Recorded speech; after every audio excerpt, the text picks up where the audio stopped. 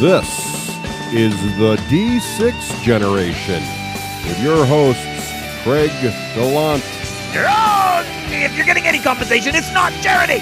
Russ Wakeland. Did you put me on a boat with frickin' dragons attacking me and whatnot? Now we're talking. With Geoff Engelstein in the third chair.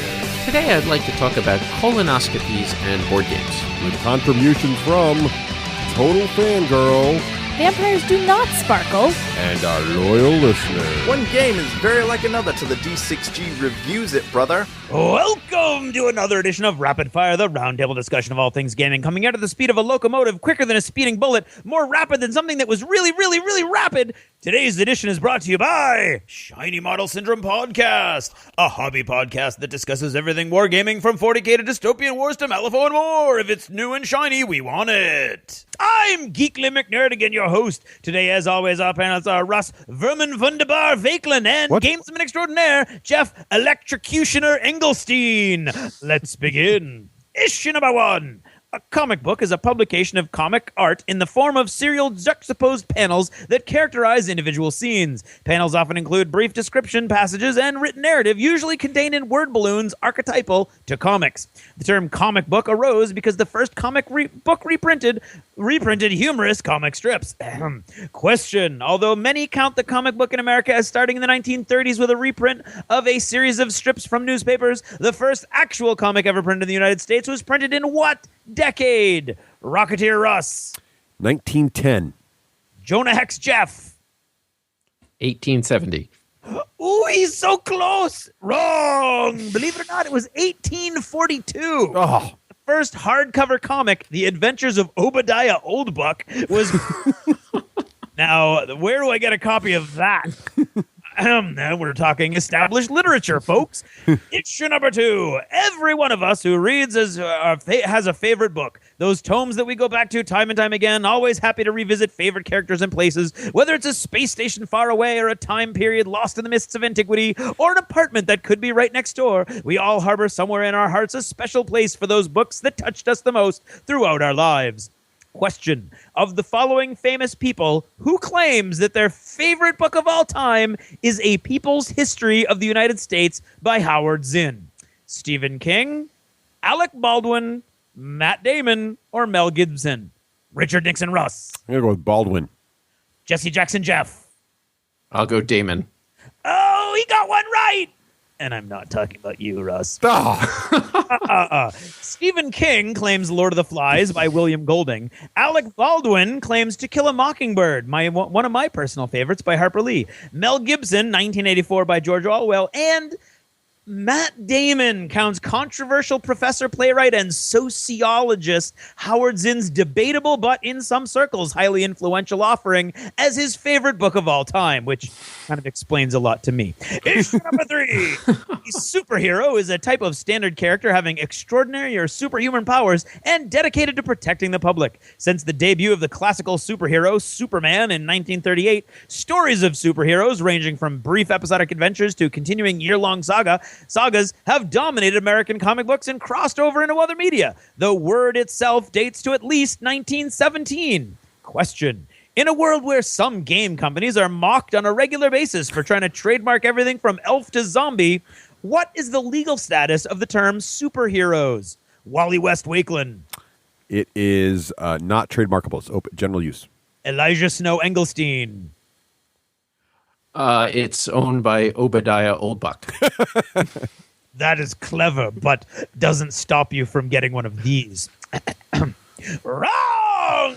It is in actuality trademarked, and that trademark is co-owned by DC Comics and Marvel Comics. So you guys better start getting those words off your comics and your games.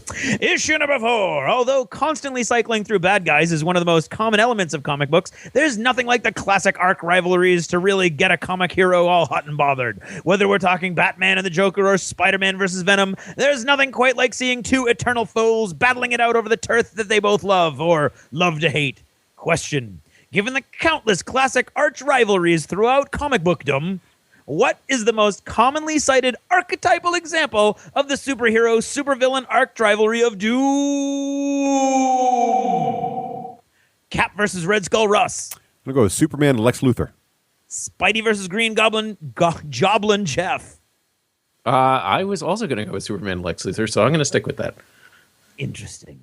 Well, the votes were all over the place, of course, from the Bat and Joker to Wonder Woman and Cheetah, or Ares, or Gravity. But the classic has got to be... Ding, ding, ding, ding, ding, ding, ding, ding, ding, ding, ding, ding. They both got it right. Woohoo! Ooh. Superman versus Lex Luthor. I was going to change it at the last minute to make you both wrong, but I just don't have the heart. That's it for now. Thanks for listening, and good night. This episode of the D6 Generation is brought to you by Lone Wolf Development. Take your game to the next level. And by Geek Nation Tours. Rise up and join the Geek Nation, touring the world at geeknationtours.com. And by Conquistador Games, focusing on immersive and thematic games. More details at cqgames.com. And the War Store, bringing the war to your door since 1999, and that is for a decade or more. And by Winged Hussar Publishing, providing books for students of history and history students. wingedhussarpublishing.com. And by Game Salute, publishing awesome tabletop games through the Powered by Game Salute program, supporting independent publishers, stores, and the industry at gamesalute.com. Hello! Oh, Hello. Hey, and welcome to episode 128 seems like a big number. of the D6 Generation. I am Russ Wakelin. I am Craig Glant. And I am Geoff Engelstein. Hey, Jeff, welcome back to the show. Thank you so much. I'm really honored to be here for episode 128, which as we all know, is not only a power of 2, but can be expressed as 2 raised to the 8 minus 1 power, which encapsulates all the digits of 128. Nice. What? See? What?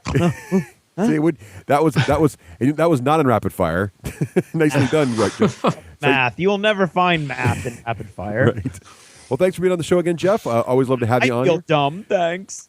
Well, I'm happy that you guys invited me back. It's always a good time. Of course, Jeff's been a long-time contributor to the Dice Tower, as well as his own podcast, Ludology, as well as designer of many a fine game. Well, two of fine games. And a third on the way, right? Yes. We've got kind of a successor game to Space Cadets called Space Cadets Dice Duel, which is not an expansion. It's a standalone game that plays very, very quickly. Takes about 15 to 30 minutes and has tons of dice and is real-time with lots of screaming and shouting, and it should be out at Gen Con. And I got to try it out at PAX East. You were kind enough to demo it for me there, and I have to say it was a lot of fun. Can't wait. Yeah, we're excited about it. Awesome. So today's episode is going to be a comic theme. We have a themed episode, Craig. What do you think of that? Oh, not comedy. No, not comedy, comic. So up first, Jeff, you mentioned we were having in the show, you said, I really want to talk to Craig about this whole writing comic book thing. So yes, we have a segment of Jeff grilling Craig on what it's like to write a comic. You can fast forward to segment 2. And then later, we're going to review a big comic book game also, Sentinels of the Multiverse, right? Yes. Which is great fun as well. So we'll talk about that in a little bit. But first, we have some business to take care of here. We've got a contest in the middle of progress, Craig. Yes, indeed. We do. Our contest here is we are giving away fine products from our friends at Stronghold Games. Yeah. We're giving away a copy of Core Worlds as well as Crude. Yep. Now, Craig, do you remember this quite complicated contest we came up with? I do. You need to create a work of art. Mm-hmm. You need to create. We want sculptures or epic paintings or murals that cover an entire wall. But what is art, though? What really is art? There's just a lot of subjective elements. Right. To this. And we know that most of you don't want to ship an entire wall to us, for instance. Right. And so feel free, once you have made this epic piece of art, Right. okay, to describe it to us briefly in what form, Russ? In some kind of audio clip. So what you need to do is record yourself describing the artwork. Now, you're on your honor to have actually created the art. Yeah, indeed. And if we ever find out that you did not make an 800-foot tall statue as you described. Right. The Colossal of Rhodes. I buy you built it. I just don't want to see a picture of it, nor do I want it shipped. No, so not anyway. Describe to us this artwork that is going to encapsulate the combination of these two interesting topics of Core World, space empire building, and crude oil baronry. Is that a word, Jeff? Baronry. Oil baronry. Baronry. Yes. It's a word now. It is. It's the word. It is now. So if you'd like to participate in this contest, email your entry to contest@d6generation.com or go to our website, and the voicemail button on the right-hand side there, you can either click it and leave a Skype voicemail or call the number there and leave us a voicemail, and all those entries will be compiled, listened to, and then we'll play a few back on the show as well as pick some winners. And someone is going to get both those fine games from Stronghold Games. Mm-hmm. And this contest promoting Stronghold Games is in no way to assuage my guilt, Jeff. Mm-hmm. What guilt would that be? Well, I am currently invading Italy, which is currently commanded by Stephen Bonacore, and so this is in no way an effort to make Stephen feel better about the fact that I'm sort of backstabbing him right now. Maybe just a little. That's completely irrelevant. All right, so that's our contest, and we should also talk about the Lost Chapters. We had Jeff on; it was kind of to join us. This was fun. Jeff, do you remember what we discussed in Dunkin' Donuts? Yeah, we talked about kind of both new and classic sci-fi fantasy books that we have read and that we're suggesting that people may want to check out. It was a lot of fun. Right. Yeah. Russ and I updated our reading list is what happened. Yeah. And then Jeff felt that our classic list from previous episodes was deficient. And so added his own classics as well as talk about his recent reads. Right. So you've got exactly as Jeff described. I didn't want anybody going, oh, but they already did that. We've got new classics. Yes. Deficient is such a strong term. I'm sure they were just, overlooked accidentally. Yeah. Well, oddly enough, they were supported by both Russ and myself in most cases. Mm-hmm. Yes. And so indeed classics were added to the classics list. Yeah, but it was fun. It was a blast talking about what we've been reading and learning about classics that we'd forgotten about. Indeed. And if you want that to listen to all those great Lost Chapters, the best way to do it is go to our website, click on the giant stack of books on the right-hand side, and get all the details on how you can become a Lost Chapter subscriber and get those episodes easily through our free iOS or Android app. Or you can get them individually if you'd like to buy them a la carte as well. So your choice is there. How much does that app cost, Russ? The app is free. 100% the app free. Is what? Free. That's right. The absolutely nothing. Free. Yes, a free app. And what does that app do? Well, it lets you listen to all the D6 Generation episodes in one convenient spot. It's got great bookmarking, pausing. It lists all the episodes together. In fact, we can't list all of the episodes in our RSS feed normally because we have broken the limits of feed burner. We have so many shows now. Broken the internet, people. Yes, but the internet is broken. Our app does have every single D6G episode ever made, episode 1 through 128 on it and more, and all the Lost Chapters interspersed with there as well, so you can find all that great stuff. It's really a one-stop shop for all D6G listening. It is. It is indeed. And also, speaking of one-stop shops, Craig, if you wanted to see all the games we've reviewed, which has been quite a few now, you'd want to go to the game list. Oh, I owe that. Yes, on the top of our page there. And it'll list all the games we've ever reviewed, along with Craig and my quick thoughts, as well as the episode numbers if you want to go quickly listen to the episode that we reviewed, I don't know, let's say Agricola in or something. That's right. You can do that. Or Pandemic. Yes, maybe even that one. All right, so what's the time now for, Craig?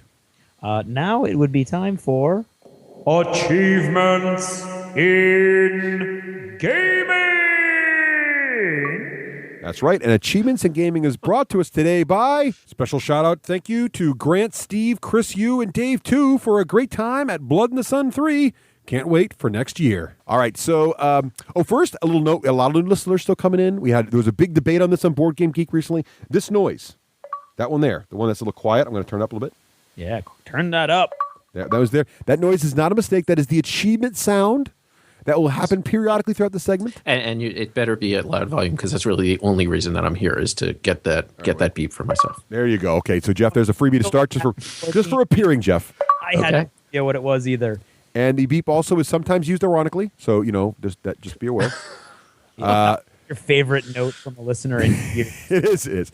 So first, in the achievements, what have we been playing lately in terms of pulp, i.e. non-video board games? Jeff, why don't you jump in there?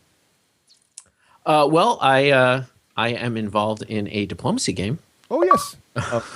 Familiar.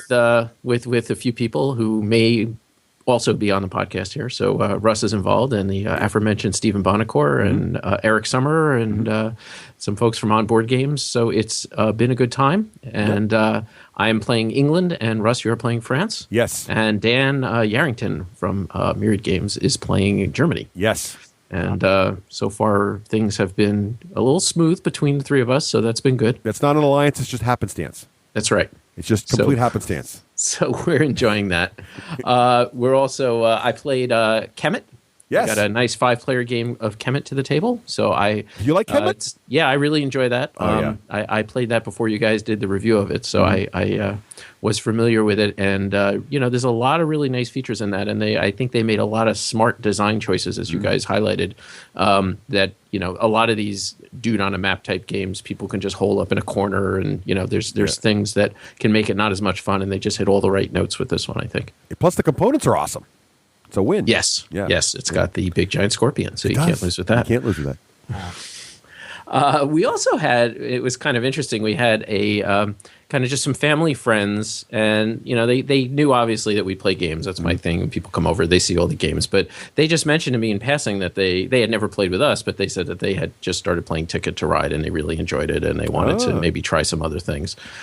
So we invited them over specifically for a game night. So it was them and their 3 kids. Yep. And us and my daughter, my son being off in college. So there was 8 of us, and we played a whole series of games. We got in, first they insisted on playing Space Cadets Dice Duel. I actually tried to talk them out of it, but they really wanted to try it.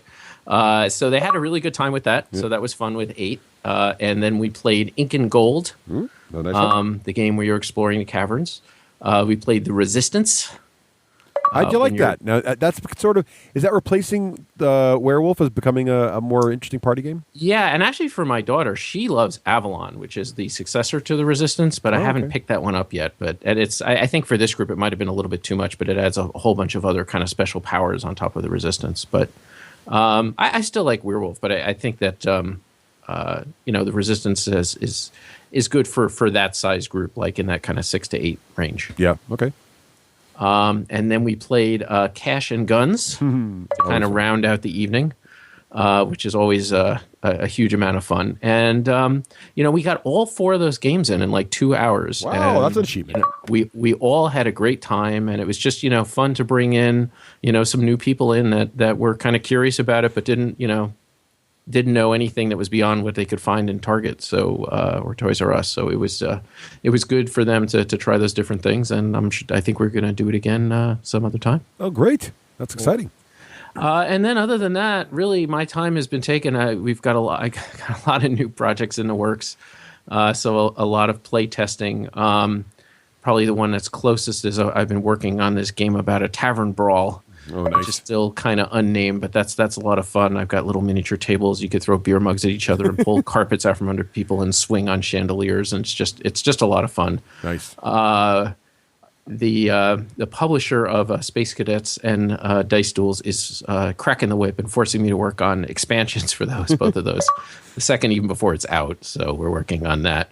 For those that don't listen to it on my podcast Ludology, Ryan Sturm and I are actually kind of designing a game on the podcast. Every once in a while we do an episode where we talk about what we're doing, and we post playtest kits and kind of talk about our experiences playtesting it, and that's called Trading in the Mediterranean. So now I have to ask you about this, because I know some people don't listen to your show. And for those who don't, they might be aware that Tom Vassell, of course, has an ongoing theory on the Dice Tower that there are an overabundance of games that take place in the Mediterranean involving trading. That is correct. So is this a sort of an intentional jab at that concept?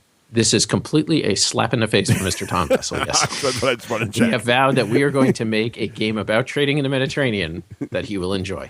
And it's actually called Trading. It's just blatantly right in your face. We called it Trading in the Mediterranean, and we are putting a dour-looking guy on the cover, probably looking exactly like Tom Vassell, staring off into the distance. I think I would just, if I may be so bold as to suggest a slight alteration to your title. Okay. I would add the word "the" in capital letters ahead of trading. So the Trading in the Mediterranean game, I would put on the end.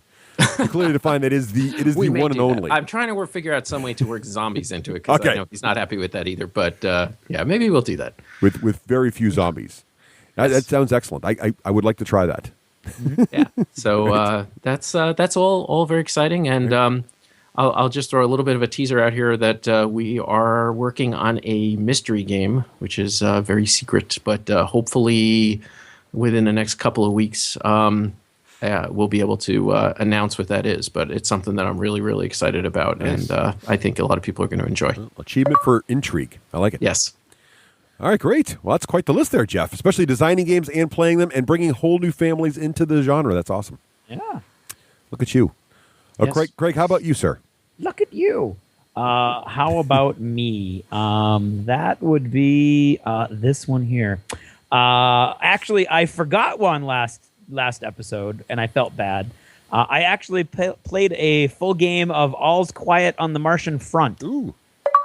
Our friend, local friend Tim, who works with, I think we talked about this a little bit last issue. Last episode I talked in Jever Notice. So I won't talk too much about it, but I did play that game and I had fun. It's not really my genre, but I thought they did a great job making it what they wanted it to be. So it was a very cool experience, and I really appreciated Tim putting that together for me. Last week, I got my first chance to do a beta test of Malifaux version 2. Oh, what'd you think of that? I really enjoyed it. Nice. I know I'm going to make some people angry, but I can't help it. I had a blast. My brain did not hurt me. There's still enough math there that I'm like, a little too much math. But I think, I hate math, so I just have to accept that any math is going to be too much for me. And there's plenty going on, and I like the whole concept of voluntary complexity where you've got your basic units, and what I didn't find was that I was constantly either forgetting everybody's abilities, so not using them at all, or noticing someplace I should have used an ability one turn after I should have used it. Okay. So each model is a little more simple, but they're all still interacting. They're supporting each other, and the cool thing for me is that game, for some reason, all the interactions and stuff burnt my head.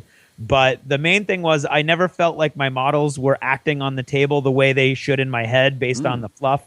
And in that game, that's exactly what happened. So okay, great. Let me put it to you this way. When I played the last time version 1, I stopped putting all of my models together and packed them away. Oh.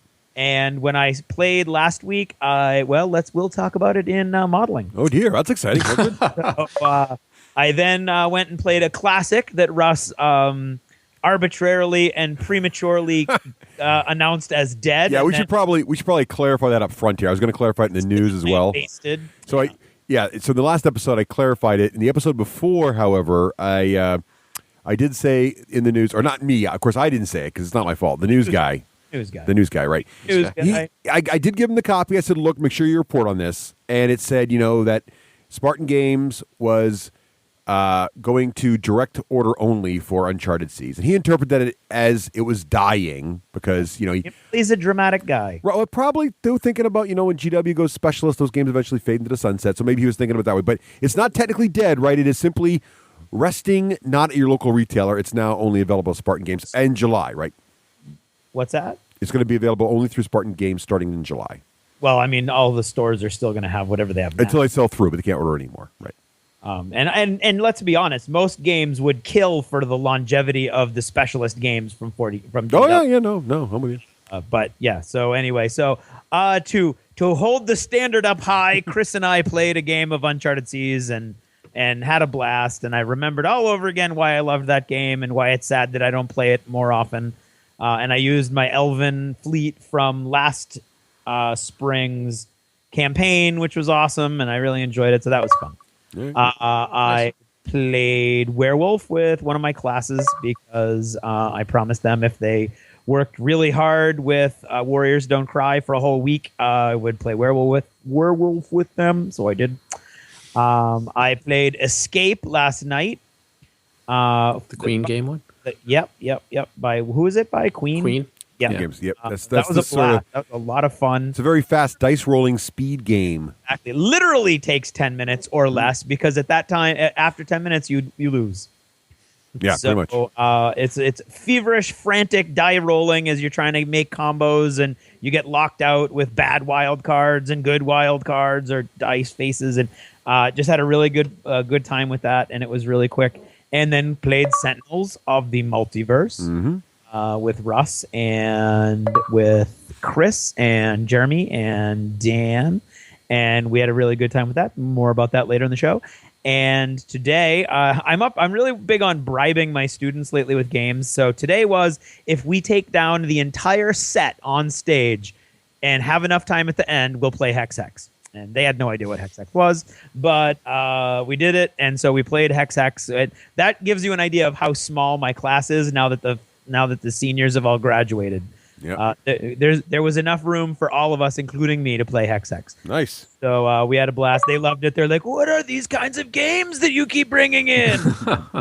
So I'm slowly converting the youth of America. Nice. So that was me, Russ. What have you been playing? Well, where did you play all those games? Except for Hex Hex. Well, I played that game there in my classroom. Yeah. And I played Werewolf in my classroom. Yeah. Oh, you mean the other games? Well, Yes. in Myriad Games, of course. Of course. Myriad Games. So many games, so little time. Right. Be sure to check out the Staten Island store. Just hopping down there. It's the first. They're first in the family of Myriad Games locations. Exactly right. And who did they open that with, Russ? Oh, Paul and Zeb from Z-Man Games, of course. That's So- crazy. Not only is it a great. And I have been to that store 2 times. It's only about 30 minutes from my office. So Really? I've popped, unfortunately, a $13 bridge toll. But other than that, it's pretty easy to get to. Well, you should- And it's really, really nice. They did a nice job setting that place up. Oh, great. Dan should give you a $13 discount on anything you buy. Right. I'll get on that. Yeah, Toll-free tax. You can make it a toll-free tax. That's where you go. All right. Maybe if I let him take Sweden, he'll give me a discount. Right. We're just carving up Europe right here on the D6 generation. That's what we do. All right. So, I did play Sentinels of the Multiverse as well as Craig mentioned. Always still love that game. That's a great game. War Machine. I've been playing a lot of War Machine lately. I'm getting back into miniature games, and Rafe has converted me briefly to the Rafe School of Gaming on Tuesday nights, which basically means we set everything up, and then we go do something else, and then we come back a little while later, we play a little bit, we come back, blah, blah, blah, and plays the whole night, takes one game. Basically, you take up the whole table for Yes, the whole night. Pretty much. And you're not just playing, but you are putting together these ridiculously elaborate post-game comic summaries. Yes, it's been fun. So, so it becomes a sort of evening of adventure and fun, and we've been having a great time. We played a 35-point game the week before last, and I fielded my Jeremiah Cray list. And then last night, I tried out E-Striker, or now as we have to say, Striker 2, right? A 50-point game against Vlad 3. And so... Oh, with this horsey. Yeah, so Horsey charges in, and I didn't know how Vlad 3 worked, and he ate half my unit of Stormblades, and basically set back looking very smug, sitting on +7 armor, because he's got this ability where when he kills, every time he kills, he gets more armor. So he comes back, he kills 7 of my guys, falls back. There's a bunch of Man of War guarding him in an oval, and I'm looking at this, and I can't figure out how to beat the situation. I'm about to lose on mission. I'm overwhelmed. So in a situation like this, where it looks hopeless, there's only one thing I know how to do. Cheat. And that is turn to Blake, our resident War Machine expert, and be like, ask myself, what would Blake do in this situation? And it's funny because I'm looking at this table, and I am sure it's hopeless. I'm like, yeah, look at this, Blake. I'm losing a turn. He goes, no, you have a chance.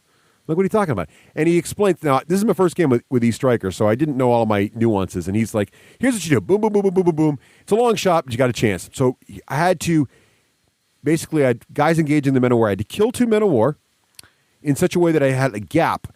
And then Stryker had to spend half of his focus using his quick spell to zip up through the woods, then charge Vlad, then pop off. Well, before he charges, he has to use his little overdrive thing. Jack his strength through the roof, not die when he does overdrive, avoid 2 free strikes from Man of War, and then hit Vlad and hope I'd rolled high enough to really kill him with 3 focus left to swing 3 times. So here I go. My guys do it. They kill the 2 Men of War.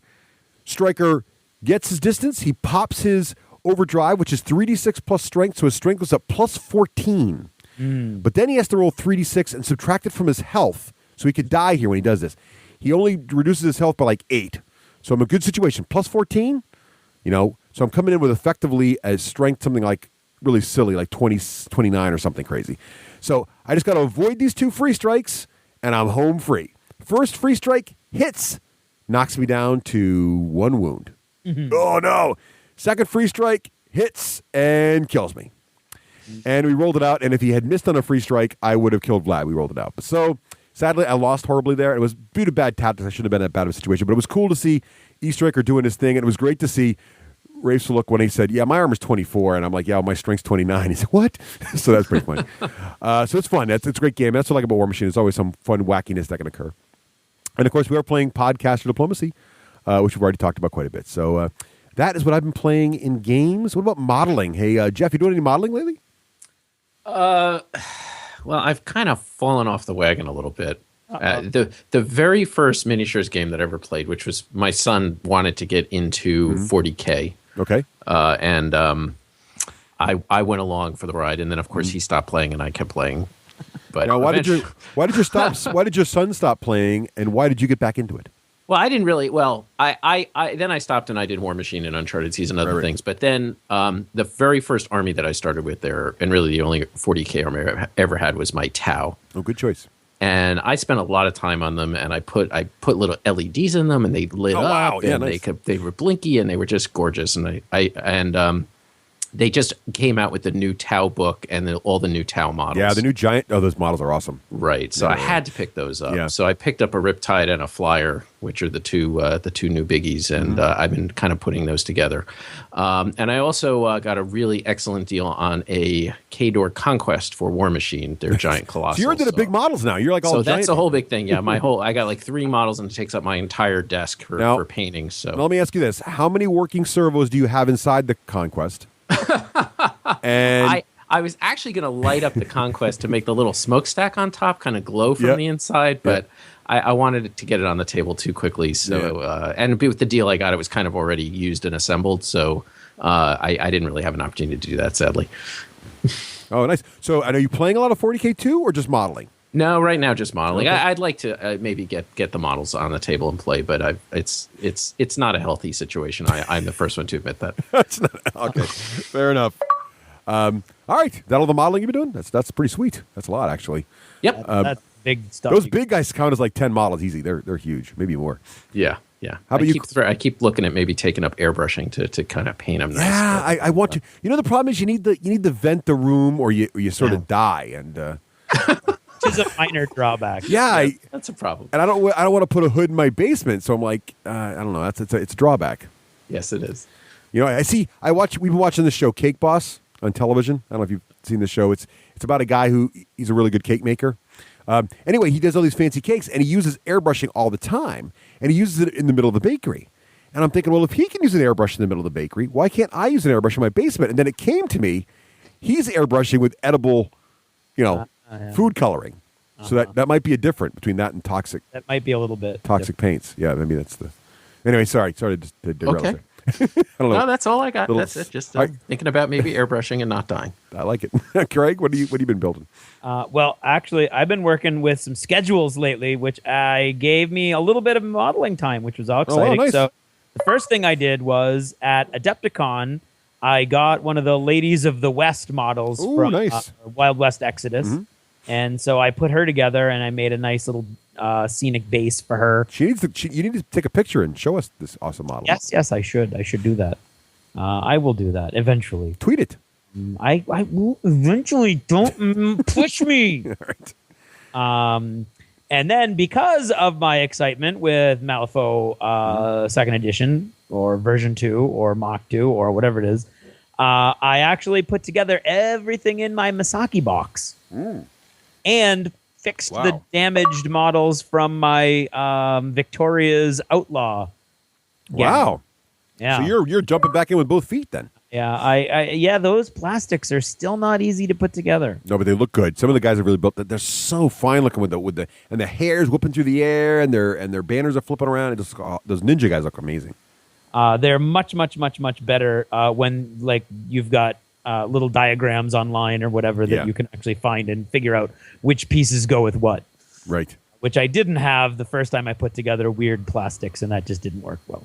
But so I haven't gotten a chance to paint anybody yet, but I put them on the really cool secret weapon Oriental Garden bases that I got. So really looking forward to getting those painted up and trying some more Malifaux Mark Nice. II version 2 do. Yeah, nice. And that's what I've been doing. All right. Well, my games with Rafe have been escalating. So the problem with this now is I know for a fact because he tweeted it that Rafe has bought a Colossal. So he has a Conquest. He's acquired it. He's started assembly.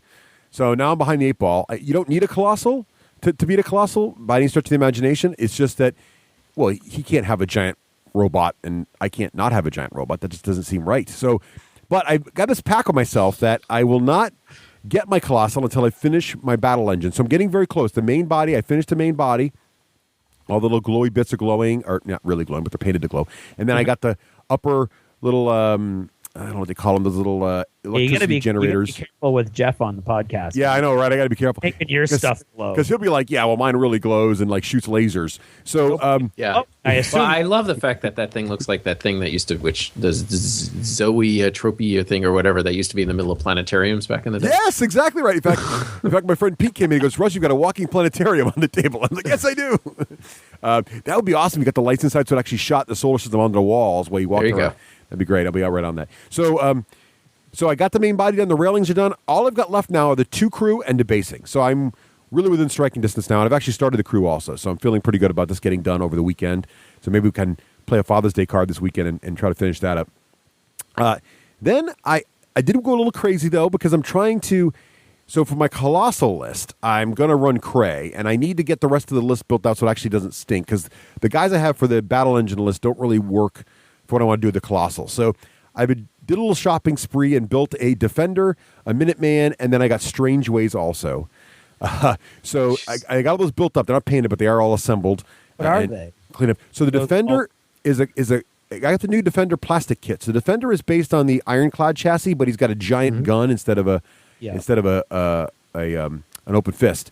And so that guy is great. It's range 16, POW 15. It's just a nasty cannon, good at killing high toughness model like armor models, like I don't know, Kador, for example. And then I also got the Minuteman. Craig, this is one of my favorite jacks. It is the first jetpack jack. So it's got twin jetpacks, and it can move, and then it can hop around, and it's placed within 5 inches of itself. So basically, it can jump over whatever's in the way. Really cute, and it's got these 2 wrist-mounted guns that are POW 14, so they're actually pretty deadly, but they're range 4. So he basically jumps in behind you and shoots you in the back, which is just awesome. Yes. So until the Kador Colossal turns around and punches it in the face. Yes. So the key is to have your Colossal in front of the Kador Colossal with this little guy just hopping around behind him, shooting him in the back. That's the plan. Okay. And then I got Strange Ways, who is just an awesome mechanic. And he can fix jacks, and of course, a Colossal is just a giant jack, so having him running around will be good too. So I practiced this list at 35 points, and there's just enough room now, so when we go to 50, I can modify it slightly and get the Colossal in there. So that's the plan. So that's what I've been working on with modeling. What about other geeky goodness? Movies, books, television shows, other geeky stuff. Geoff, what have you been doing there? Well, we finally got to go see the new Star Trek movie. Oh, what'd you think? Well, my wife declared it the best movie she's seen of any type in like the last 5 years, Wow. which totally shocked me. Yep. But she kind of enjoys Star Trek as much as she's not really into kind of geeky, nerdy stuff. Right. Other than me, she really enjoyed it. I thought it was fine. I liked all the nods to some of the earlier Star Trek stuff for people that really knew the older movies. I don't want to spoil anything, but that was fun. But I just found this, and before that, a week or so before, we saw Iron Man 3, which we were a little late on. And all these movies, and maybe I'm just getting old and crotchety, but there's just everything's just these giant action battle sequences that don't really do anything or go anywhere, and you don't have a structure in terms of what's going on. It's just fast action and cuts and things blowing up, and it's like, okay, I'm interested in the characters and the dialogue and moving the plot forward. And I know that that Iron Man is not going to die in this scene, so let's just move it along. Yeah, but I don't know. I kind of like the big explosive stuff. Yeah, me too. I think the problem is that we grew up on shows that didn't have it, not because they wouldn't have done it if they could have. They just didn't have the budget. Right. Well, although I don't know, but I like some of it, but just enough is enough after a while. All right. What I got, the one thing that bothered me about that, I thought that was good, but I didn't like it as much as I liked the first reboot movie. But what bothered me, and it's same thing with that they did with Green Lantern, is that thousands upon thousands of people died in the end. like with what happens at the end, and that's never addressed. Like, yeah, and that was really. I also thought that was a little extreme. It really wasn't necessary. And it's like the people making the movie haven't taken that into account when they're doing the calculations for the ending needing to be, I mean, in any narrative, the bad guy has to have a fate that is equal to, to get it really satisfying, whatever, all the bad stuff that he did. And it's almost like these guys when they're making these movies and they just want to blow up a big giant city. Right. Taking that into account when and then the bad guy paid for all those things that he did and all those mean things he said. What about the 100,000 people that were just in that building? Right. Right. So that bothered me. And other than that, I thought it was okay. But I don't think that's the movie so much as that's like a weird Hollywood thing. It's a trend. That's true. Yeah, it's a trend that there needs to be so much destruction and they're kind of like, buildings in the middle of the day. Yeah, I blame Godzilla movies.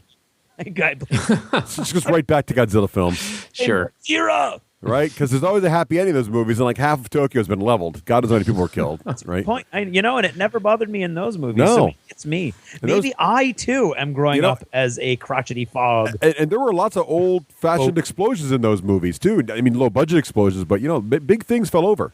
That's true. That's true. Maybe everything we're having a hard time with, Jeff and I, maybe it all stems from Godzilla movies. Go watch some kaiju. Just watch some kaiju. It'll center your chi and ready to go. Go back to Godzilla versus what would Godzilla do? Exactly. That's a classic. Yes, it is. All right. Okay. So now on the video game front, I'm going to go out on a limb here. Yeah. Okay. I have been playing what I think is one of the finest computer game experiences that I have ever had. Really? And that is the game Kentucky Route Zero. Wow, that's an interesting name. Yeah, this is it's kind of an adventure game, but actually it's sort of a point and click graphic adventure game, sort of, but it's not really a game. It's really an unbelievably innovative way of telling a story. And just the music that it uses, and the art that's in it, and the characters and the dialogue, and just the unbelievably clever ways. He just keeps the designer just keeps throwing in all these new wrinkles of the way that he presents plots. It's just like experimental fiction at its finest. Cool. And I would highly recommend this. Now I'm out. Not just saying that it's so great out on a limb because of that, but it's a 5-episode game that's releasing episodically, and only the first 2 out of the 5 episodes are released right now. Wow. So, it may fall apart. He may not be able to maintain what he's been able to accomplish over those first 2, but they're not that long. I mean, each one plays through in like an hour or 2, each act, and I would really highly recommend that people give it a shot. How does one go about acquiring Kentucky Route Zero? You can get it from the website. I think you can also get it through Steam. Okay. It's available on that. So I would really suggest people go for that. Yeah, I'm a big fan of especially you, Craig. I know you're not a big computer game guy, but it sounds cool. I think this one's there's no twitchy stuff. There's no puzzles really. There's like 1 or 2 really simple puzzles, but it's really just it's just a way of participating in a storytelling. And then the last thing, which is I'm feeling is going to lead to endless frustration on my part, is my son and one of the game design team here at Team Engelstein is Brian is got a summer internship at Fantasy Flight Games. Ooh.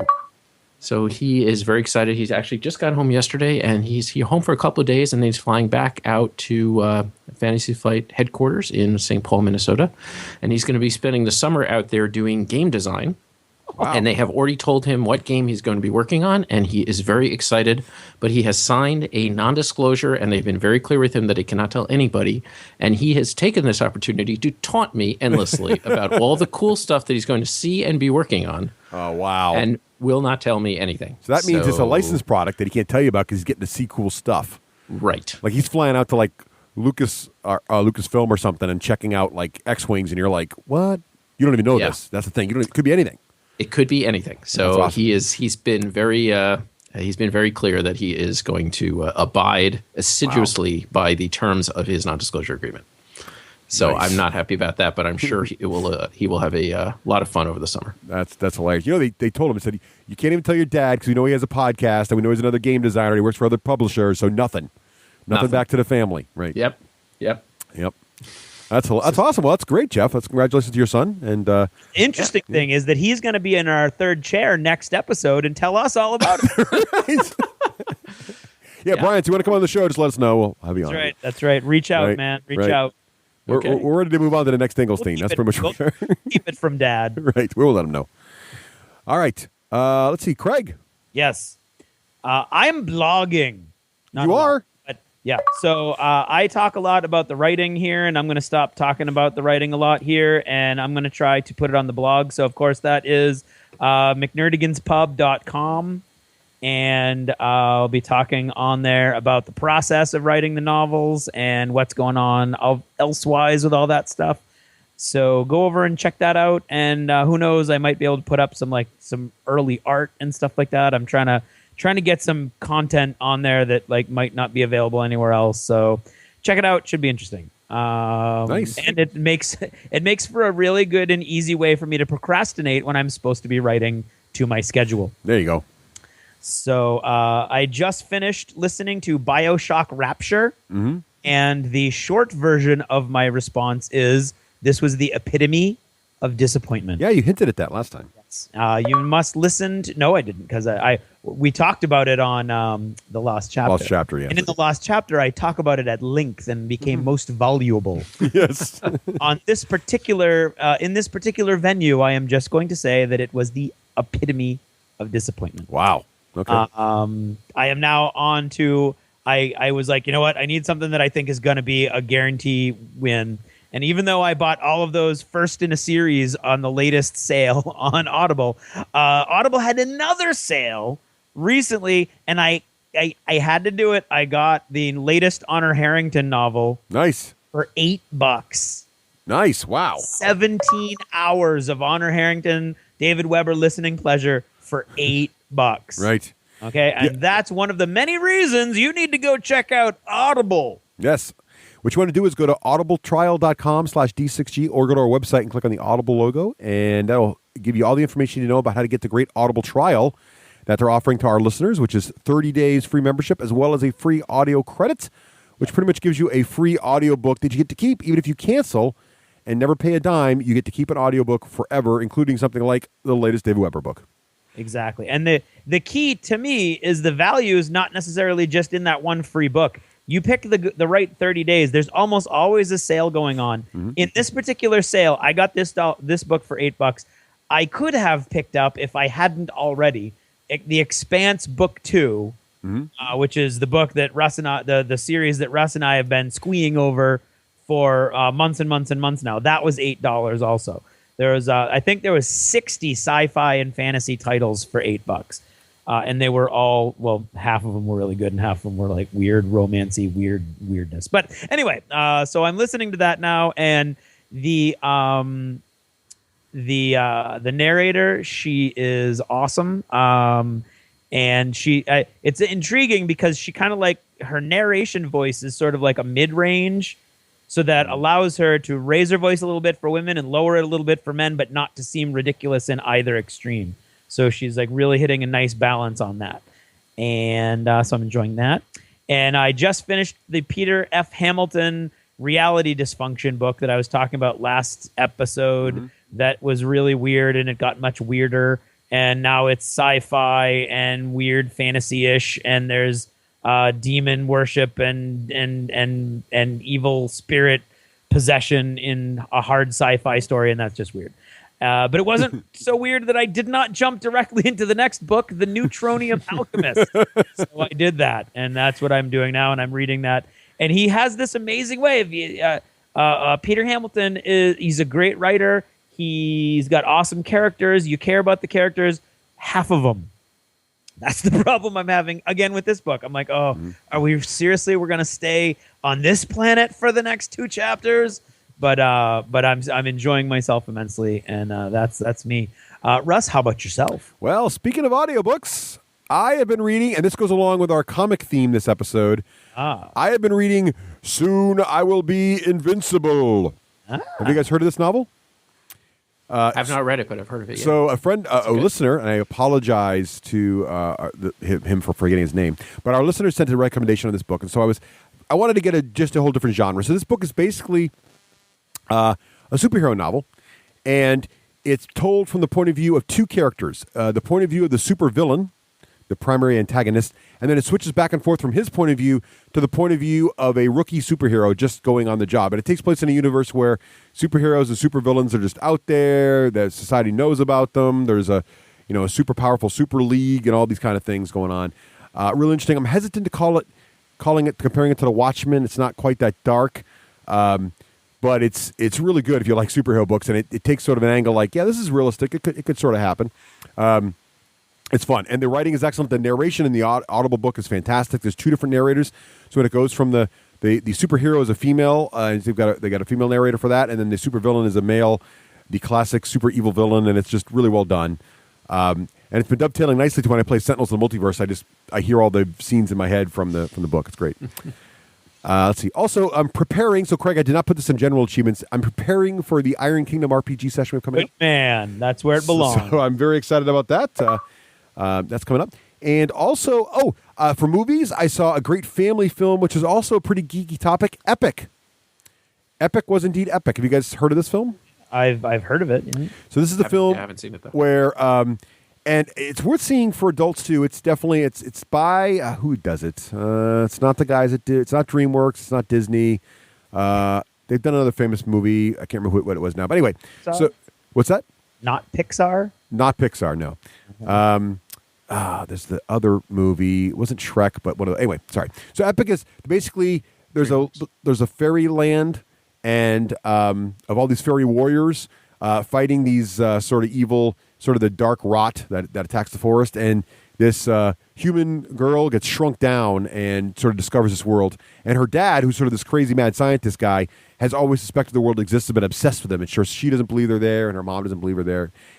But it's really well done. And it's, as a modeler, all I could think as I'm watching it is like, there's so much detail on these little guys that you're like, I just want the model of that guy. And then the fight scenes are fantastic. Like, they're up there. The choreography and the combat and the army scale combat is almost the equal of the opening scenes of the Lord of the Rings when they're fighting the armies. The elves fighting stuff, like these little elven fairies, like they're riding saddled like hummingbirds, and they're flipping in and they're jumping out and they're cutting guys down, and they're like, the back rank of archers will leap over the front rank and shoot as the front rank's arrows are flying. It's just really, really cool miniature, like in your head what happens in miniature combat games. So definitely worth a I think a watch for anybody who likes that kind of stuff. So a fun movie. And for video games, Jeff. Let's see. Oh, you mentioned the comic book battle reports I've been doing. I did a couple now for War Machine, and people are asking me what software I've been using. I'm using a tool for the iPad called Halftone 2. It's a great way to take pictures and sort of put them together on one page, and it has all these dividers that look like comic books, and it has all these little call-outs you can do, so you can have like bam, biff, pow in amongst your pictures, and you can write in little meanwhile comments and things like that. Pretty cool. Also, I'm playing Warhammer Quest a lot on the iPad, and of course more Ace Patrol as well. I'm really enjoying Ace Patrol, actually. Again, if you like Wings of War, check out Ace Patrol on the iPad. Whoa. And that is all I've been doing. I think that's achievements. I just wanted to say one more thing. The guy who taught me to read Peter F. Hamilton's Reality Dysfunction's name is Scott. That's Scott. Not Steve. Scott. His name is not Steve. His friends should stop calling him Steve. It's not fair to make fun of him because I got his name wrong. His name is Scott. Yes. There we go. Great. That's achievements. That's achievements.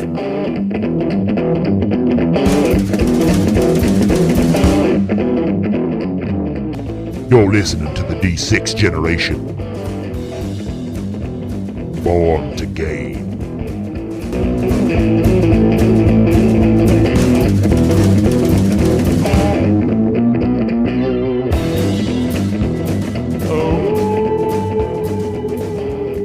Nice. Now it's friends. Time to talk about our friends at wolflair.com. That's right. Lone Wolf Development. All kinds of new hotness from our friends over there.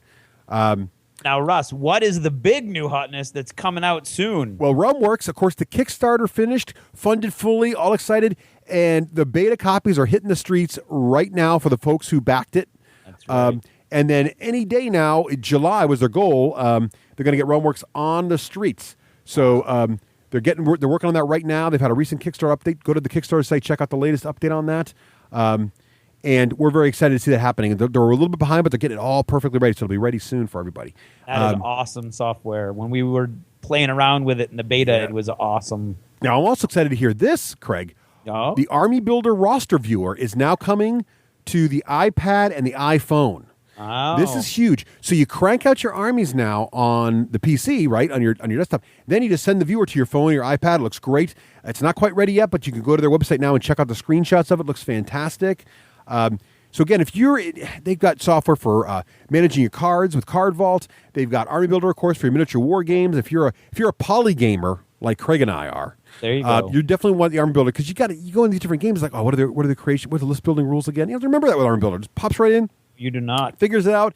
Figures out the army ratios, org charts, whatever rules there are about all that war gear and stuff. A must for polygamorous people. Yes, field allowance, all that wackiness taken care of for you. Don't even worry about it.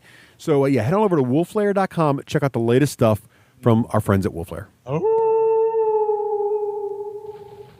And now, what's in the news? With a shout out, Rhinox Riders everywhere rejoice. The cranky lawyer defeated handsome man Grant Fetter at Blood in the Sun 3. And now, the news. Up first, DC Comics has announced a He-Man crossover. That's right, He-Man, Masters of the Universe. Oh no, what's that noise? Wakeland, do not start the theme. Wakeland, oh! And the Masters of the Universe. I am Adam, Prince of Eternia and defender of the secrets of Castle Grayskull. This is Cringer, my fearless friend. Fabulous secret powers were revealed to me the day I held aloft my magic sword and said, "By the power of Grayskull!"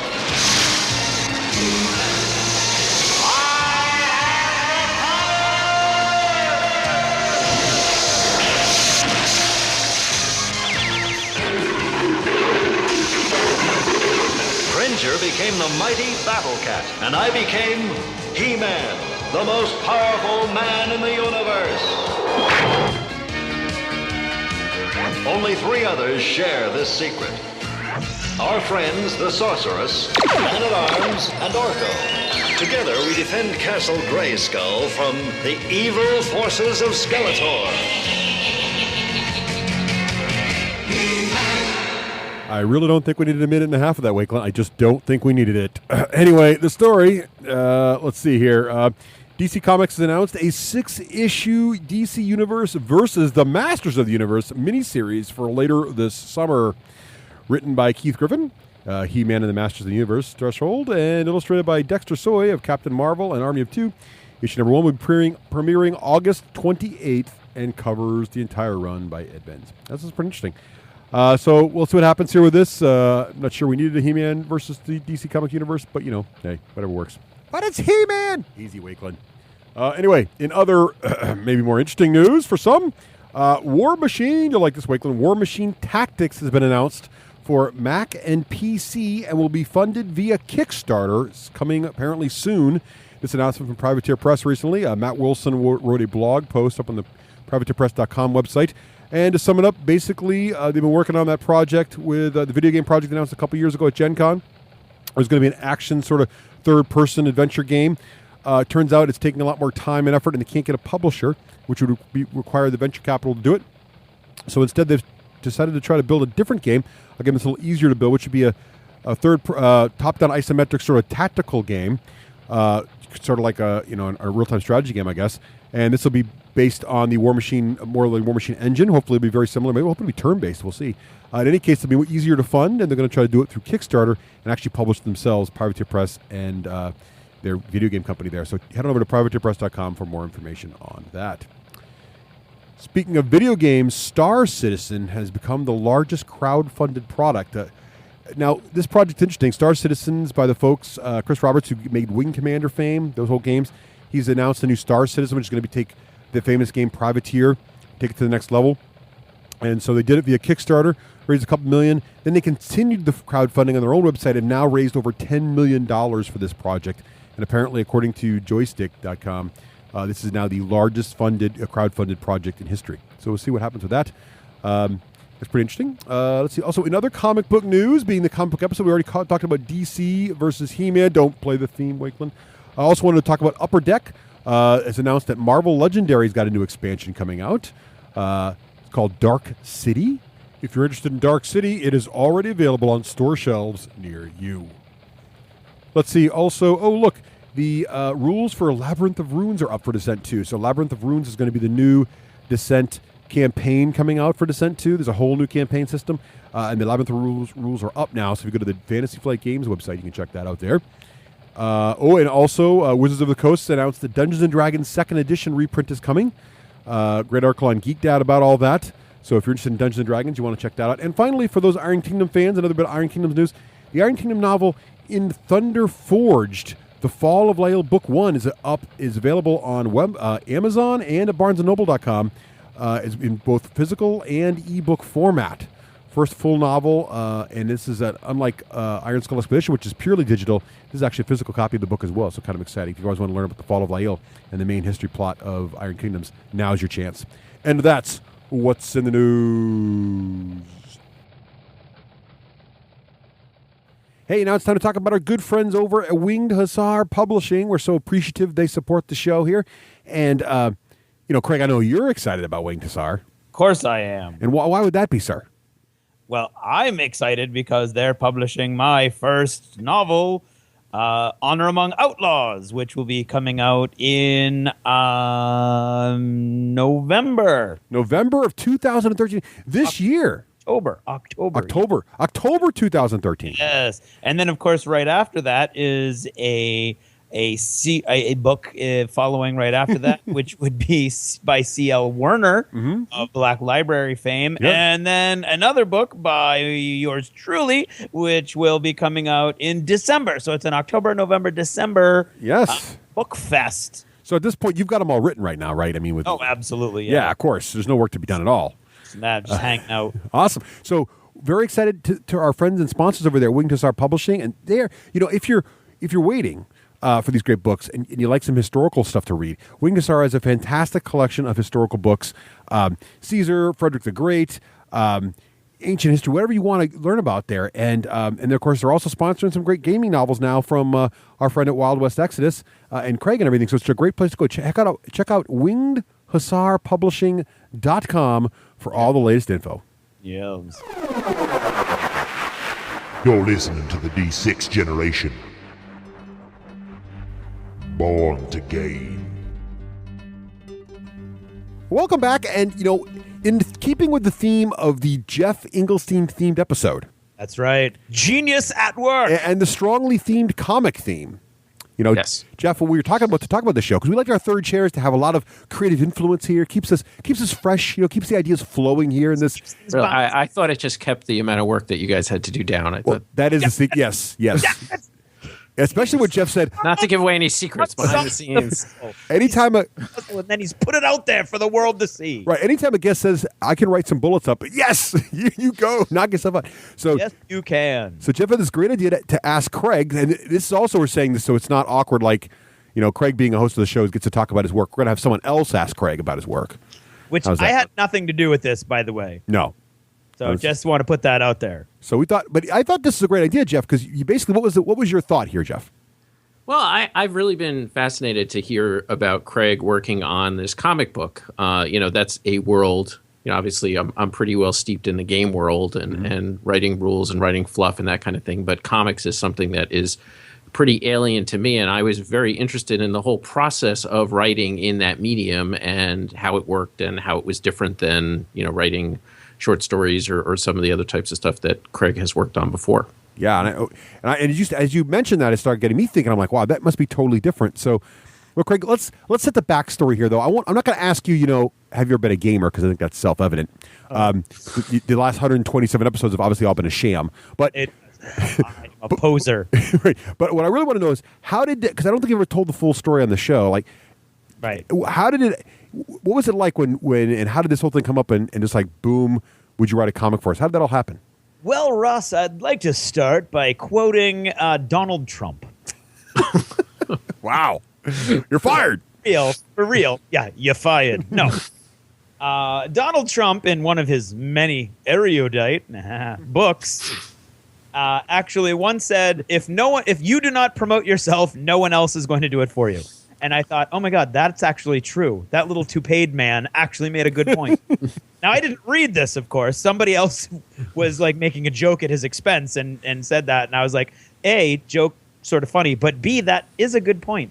And it's true. So anytime, and that's not something that I do naturally. I am very kind of a shy, sort of retiring kind of person about my creative work, and I have a very hard time putting myself forward. But I heard that and sort of processed it many years ago, and I've kind of tried to live that way ever since, as far as trying to put my stuff out there. And I have a lot of, like, when I'm at Adepticon and stuff, I have a lot of listeners who come up and ask me these questions. So if I can just go a little bit into a little more depth, basically, you've got to be able to put yourself out there. So when somebody says, hey, we're looking to somebody, basically what happened was Romeo said, we're looking to do a comic book. Do you know anybody who could do it? And I went, yes, I do. Who's got 2 thumbs and can write? This guy. He said, really? Like, who? And I said, I will learn. And that's what I learned from graduate school. And that's what my professors told me in graduate school was, you're not actually here to learn an actual body of knowledge. You're here because I have a graduate degree in research. So they said, you're here so that by the time you leave, you can find anything you need on the planet. And so I told Romeo that I have a lot of experience writing a lot of different things. I have written movie scripts, but I have not written comic book scripts. So let me see if I can put something together and then give it to you and see if you like it. And that's what I did. And so I went online and I asked people that I knew in the industry, and they sort of pointed me in the right direction. And I found pretty much that every comic book writer on the planet uses their own script format. Wow. That wasn't a big help. So there's not like a standard thing that they teach you at comic book writing school? Because I know like movie scripts are pretty standardized. Right. Yeah. Well, this is how I'm looking through a window darkly. And so what I would imagine is that, like, Marvel, I know that everybody talks about the quote unquote Marvel method. And so there's like, they have a very specific way they want it done. So I believe the big houses probably have very specific ways they want it done. What I did was I went online and I found several different websites that were like, I'm a comic book writer and this is how I do it.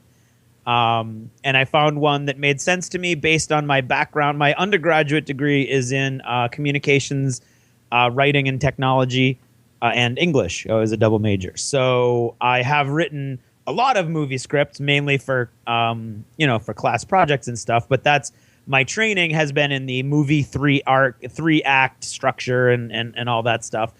And so I looked at it and I said, okay, Romeo wants a comic book. He wants the comic book to feature the characters, and he wants this test comic book of mine to be something that features a couple of the main characters in a way that I'm not allowed to kill either of them, obviously. And I need to have like some drama. You could be the George R.R. Martin of the comic book world. Right. Good. I could. Which is very fitting 5 days after the Red Wedding episode. But moving on. So I learned, and I did basically and I did a 24-page script as a test script. And it featured Jesse James and his brother Frank going into a town on their little jet bike, Iron Horse floating jet bikes. And they were going to do a bank job, and it was going to be a basic, easy bank job. And you got some tension between the two characters because Frank is always the grown-up one and doesn't understand why they're doing this. And Jesse's always the guy who's pushing for the next big score. And he's kind of like small-minded in that way that he wants everybody to know his name, and he doesn't really care why or how they know it. And in the middle of their planning the bank robbery, I've got Dr. Carpathian, who's our big mad scientist character, comes rolling in this giant armored tank, basically, that he has designed. So no steam. That's a key factor in all the Wild West Exodus, is I'm not allowed to use any steam at all. In fact, was that by your choice, or you? was yeah. Talking about the collaborative process. Romeo and his creative team made a very, very concrete decision early on that this was not going to be steampunk. Now, we know, because we've discussed it ad nauseum, that steampunk is a very fluid definition and all kinds of things get plugged into it. And somebody made an excellent point at Phoenix Comic-Con a couple weeks ago, actually, when I was like, I'm not allowed to use Steam. And the guy was like, well, that's silly because you got a whole world of steampunk guys that love it. And if you just kind of let this slide and don't make a point of it, they're going to call it steampunk and love it. So I was like, that's an excellent point. So I'm not allowed to use Steam, but I myself have no problem with people who are like, oh, it's like steampunk. Kind of like that, yeah. So no Steam. So it's a big giant tank that comes rolling in, and the door opens up, and these huge undead zombie guys with guns strapped to them come out and start shooting the town up. And Romeo's very keen on, he wants it clear that almost all of the characters have no regard for innocent human life. So there's all kinds of innocent people getting gunned down left and right. It's a very happy, bright, and cheerful world. Right. And so what happens is then Jesse James and his brother kind of put themselves into a strong tactical position to take out the big undead guy as he comes out, and there's a big standoff, and Dr. Carpathian's in his tank and he won't come out, and there's shouting and going on, and then basically what happens is they take out the big guy and they grab the money, and they're like, hey, see you later, because there's lawmen coming right down the road, and they zip out. So it was a very, very basic story arc. It wasn't like there was no cliffhanger or anything like that. 24 pages is actually kind of long for a comic book. Mm-hmm. I did not know that back then. But it was fun. I enjoyed it. And so I gave it to Romeo and I said, if you like this, then yeah, you got yourself a comic book writer. I would love to be the guy that can do that for you. And he loved it. And he wrote back that in particular, there's a couple jokes and wisecracks going back and forth that he liked. And he liked the way that I wove in the lawmen at the end. And so, in fact, that script became then, to give you a further insight into this whole process, that became the audition basis for all of the artists who wanted to get the job of illustrating the comic book. So each person, excuse me, who submitted their name for consideration was given 2 or 3 pages, and they weren't given 2 or 3 sequential pages either. They were given 2 or 3 pages out of sequence of that script, and they had to draw all the panels and everything. And basically, the way a script, I don't know, am I jumping the gun? That's how I got the job. All right, cool. I don't want to jump the gun or anything. I don't want this to be like 45 minutes of me. I could literally talk for hours, and did last weekend. Excellent. Well, Geoff, why don't you ask the next question before Craig just wanders off the rest of this segment here? Well, you touched on this a little bit, but I mean, I admire the fact that you're a real, kind of gung-ho, jump in with both feet guy. But did you have concerns? I mean, did you have reservations about whether or not you could really pull this thing off?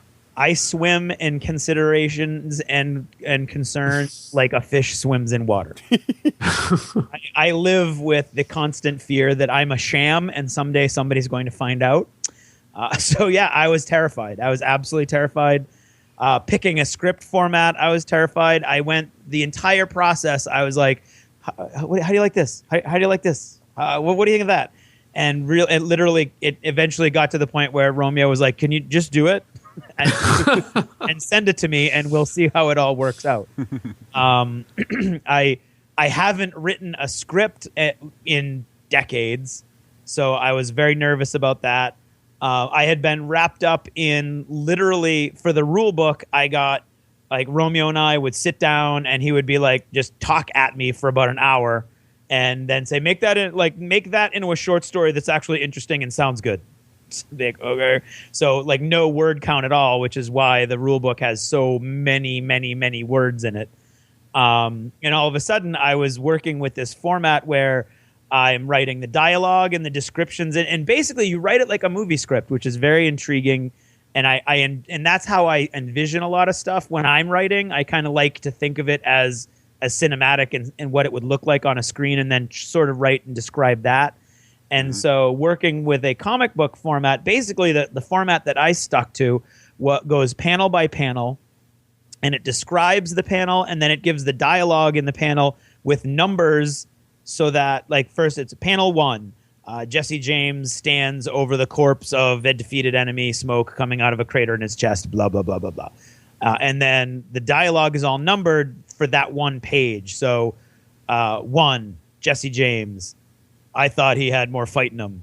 2, Frank James, you shot him in the back, or something, whatever. And so that goes all the way down. And that way the artist, when they start to translate that, knows what order to put the word bubbles in, which is something I didn't even think about and came about because of the whole process. Oh, wow. Where one of the people were like, you need to like number the word bubbles, because the word bubbles are going to get confusing with the artist not really like, this is a conversation, but really is it, like, in my head, I was like, well, clearly it goes in chronological order. But the problem is that the artist, and if you look at issue number 1 of the Wild West Exodus comic, you can actually see the art is very crammed together because the artist didn't leave any bubble space. So the bubbles are like over pictures and like squeezed in where they'll fit. And I think he did that awesomely, and it doesn't. I mean, Michael's an amazing artist, and it doesn't.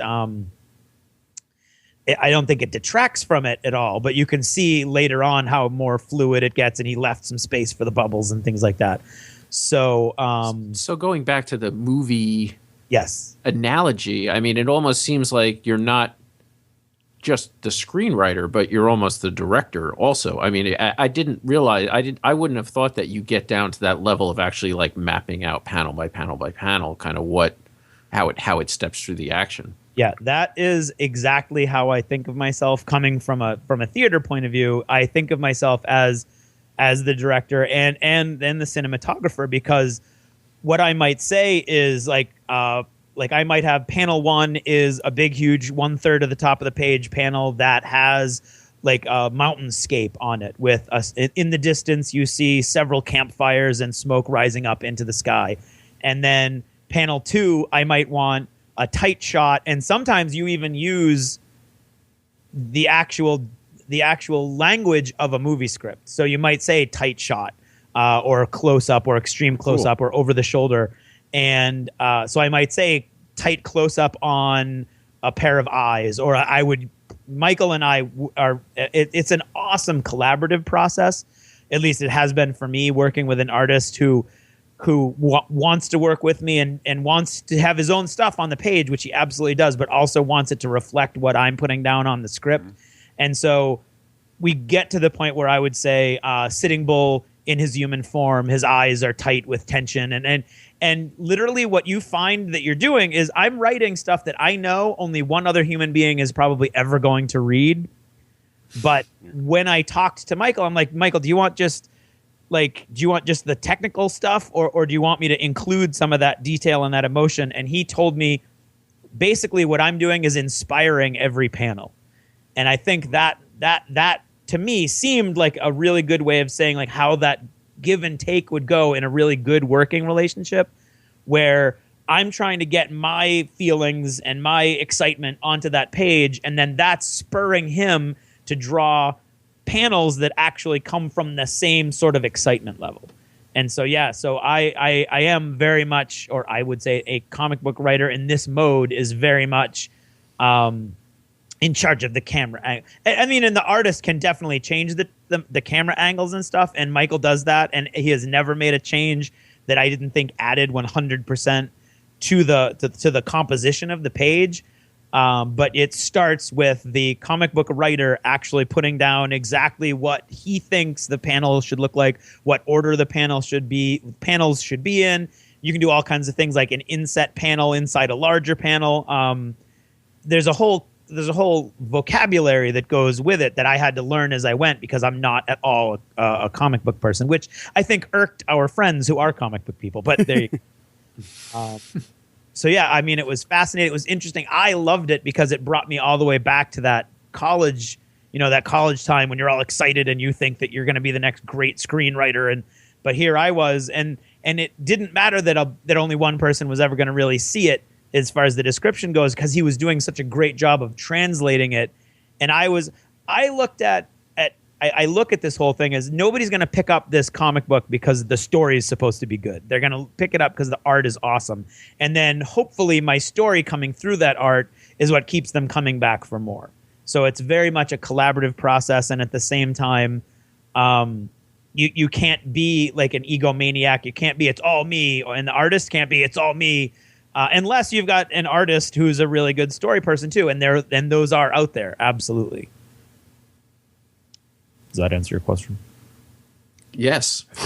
No, I think that's very interesting. And, just getting down to some of the real, nitty gritty of it. I mean, you talk about, panel 1, panel 2, panel 3, but, I guess the artist is making decisions about the size of the panels, the aspect ratios, the layout of, kind of the page by page absolutely. thing. I mean, I haven't seen the comic. I have not seen the Wild West Exodus comic. I have. It looks awesome. Just saying. But I don't know how much variety there is from page to page if he does a lot of creative stuff in terms of the panel layouts and things like that. Yeah, he absolutely does. Sometimes he'll do something. I'll be like, no, wait, did I do that? And I'll have to like open up my computer and go to my script. I'm like, oh, I did do that. Like he'll have the right number of panels, but the way he does it is he does it in such a way that it like in one page it might fan across the page, and another page it might be like almost like a spiral. So what you would want in a comic book artist is a person who's going to exactly what you just said, vary that page layout so it's not page after page of 6 panels, 6 panels, 6 panels, 6 panels, which sometimes I would say in my early comics, I have a tendency to do that. In my early scripts, I would be like, okay, so I tried to figure out what the average panel for a comic book is about 6. They can go anywhere from a splash page, which is one image on the entire page, or even a splash fold-out page where it's actually 2 full pages is one image, which I haven't even toyed with yet. And I just actually, one of the many things I learned talking to Brian Paluto in Phoenix was how to arrange that to happen in your script. So I'm very much looking forward to being able to do that, because there's some big giant moments that I would really like you to open the thing and the whole, both pages together make one image. And then it goes all the way to maybe in a gunfight or in another really tense, fast-paced moment, you might have as many as 8 or even 9 panels, and they're going to be smaller because of that. They're going to show more intimate details, more tight shots. But what you've got is it basically is the camera speeding up and the action speeding up. So learning how to like balance that was yet another thing that I had to do that I'd never done before. Yeah, and one of the questions that I was going to ask you, and you kind of led into it, was about the the way that the medium changes the way you have to approach the storytelling process, if it does. And it sounds like, from what you're saying, that you're almost adding another dimension to the process of developing your story, kind of a time dimension, in that you've got you kind of control the pacing in a very different way than you might when you're just writing a short story. Yeah, absolutely. It's almost like beats, like you got to land on certain beats. In fact, that when you are writing a comic book, they have a thing called a beat sheet, which is hey, I made that up. Look at that. And I understood beats from an actor's perspective. A beat is when you're breaking down a scene, when you're analyzing a scene for performance. Your beat analysis is every time the character's emotion changes, even subtly, that's a new beat. And so I was familiar with that basic concept, but not how much more structured it is in comic books, which is in the beat sheet literally is almost like an outline of your story. And it tells you like, okay, and here you want to do this, and then here you want to do that, and then here you want this to happen in order to make it make sense, and then here you want to do this. It's almost sort of like that old in high school. You remember the chart that you memorize where this is where the climax happens, and this is where the denouement and blah blah blah, and it's kind of works like that where you know your basic story, and then you have to sort of structure it where, for instance, all the Wild West Exodus comics are 18 pages. And I have had one moment where I actually had to call and say, is there any way I can plead with you to get a 19th page? And the way that printed materials in general are made, there's not, because if you add one Right. more page, Yeah, then two. you're adding 4 more pages. Right. And so, exactly, yeah. So, Yeah, I've gone through that with rule books where you're like, oh, I just gotta shuffle this around, and you want to add like one extra little image, and it's like blows everything up. exactly. We go through that every year when we do the program for the play, and it's like, oh, we got one more ad. Crap. We got $50 for that ad, and we're gonna have to pay God knows how much to add 4 more pages to the program. So like literally, I had tightened up what I think, and I mean history will have to be the judge, but I think I got better with each script, and so the story starts with Romeo would basically give me an idea of what he kind of wanted, and I would then sort of decide like the specific details and, as you said, like the beats of breaking that large macro view down into a coherent story. And I think in the early issues, it's kind of like issue number 1, oh, these guys are awesome. Issue number 2, these guys are awesome. And then the Kickstarter happened, and Romeo all of a sudden went, I can't be bothered with this here. Just this is where I want it all to end. And I was like, ooh, four comics. Ooh.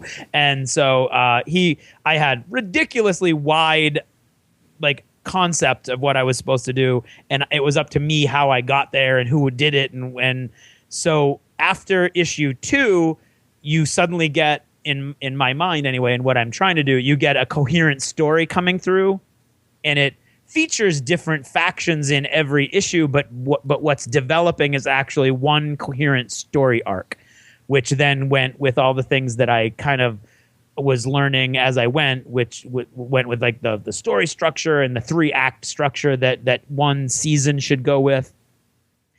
And as I was writing each individual comic book, script, I was more and more inclined to kind of try to use the medium as I got more comfortable with it. Mm-hmm. So you have more cliffhangers, you have more reveals, and I got overzealous with that and hadn't even thought. All I knew was like it seemed to sort of almost lend itself. So at the end of every page, I had a little mini cliffhanger. And then in the next page was like, aha, the big reveal. Not a big reveal, but a little reveal. It was all little. And so I was telling Brian Paluto that I developed this like I was some sort of genius, like the idiot savant of the comic book world. Exactly. And I'm writing it down. That's on a business card. Yeah, the idiot savant of the comic book world. That's me. So he said, like, oh yeah, that's great, cliffhangers and reveals. You know that like half of those are actually not really cliffhangers and reveals because the pages are already open and they can just look and see what's going on next. I was like, oh, that's That's that whole odd even page thing threw you off. exactly the whole odd even page thing. And that was, and when I was talking about Brian Pluto and talking to him, and I mentioned in the last episode, like he gave me these overarching philosophical ideas, but also these really small practical ideas on how to like help me organize my script. That was one of them. Oh, yeah. And that night I went back to my hotel room and I went into my laptop and I changed my template so that it's like opening page and then even page, page turn, even page, page turn, even page, page turn. So from now on, I only have to do half as many cliffhangers. So now you're like level 2. So that's good. Right. Level 2. I like to think of myself as level 1. I think I started at level 0, maybe even below that. Right. You've gone from idiot savant to savant. No, not really, but right. Maybe it's idiot. All right. So how do you kind of dealing with all of these different factors and putting them together? Then, I know you've done a lot of work with other just types of regular fluff types things and short stories and different media, I guess, like that. But do you find that you have to go back and massage things a lot more in this because of all the various constraints? I do, but I think that's mainly because Michael, the illustrator, lets me. It's amazing to me how many things I don't catch until I see the proof sheets. And then I'm reading the proof sheet and I'm thinking, oh, this looks awesome. This looks great. What the hell is that guy actually saying? That doesn't make any sense. And then I'll go back to Michael, who is currently doing he's doing the penciling and the inking and the coloring and the lettering. That's not normal, right? Which is not normal. It's actually, you normally have a guy that does the penciling. He may or may not do the inking. A different guy does the coloring, and a different guy does the lettering. So Michael right now is the key here is, again, to go back to how did I get this gig? I got this, first of all, because I was willing to put myself out there and learn what I needed to learn. I was also willing to take a ridiculous, like, tiny percentage of what a quote-unquote real comic book writer would make. Because this is, like, literally the comic book is the most expensive thing that Outlaw Miniatures is doing right now. Wow. Costs a fortune to do a comic. It costs thousands of dollars to do a comic book.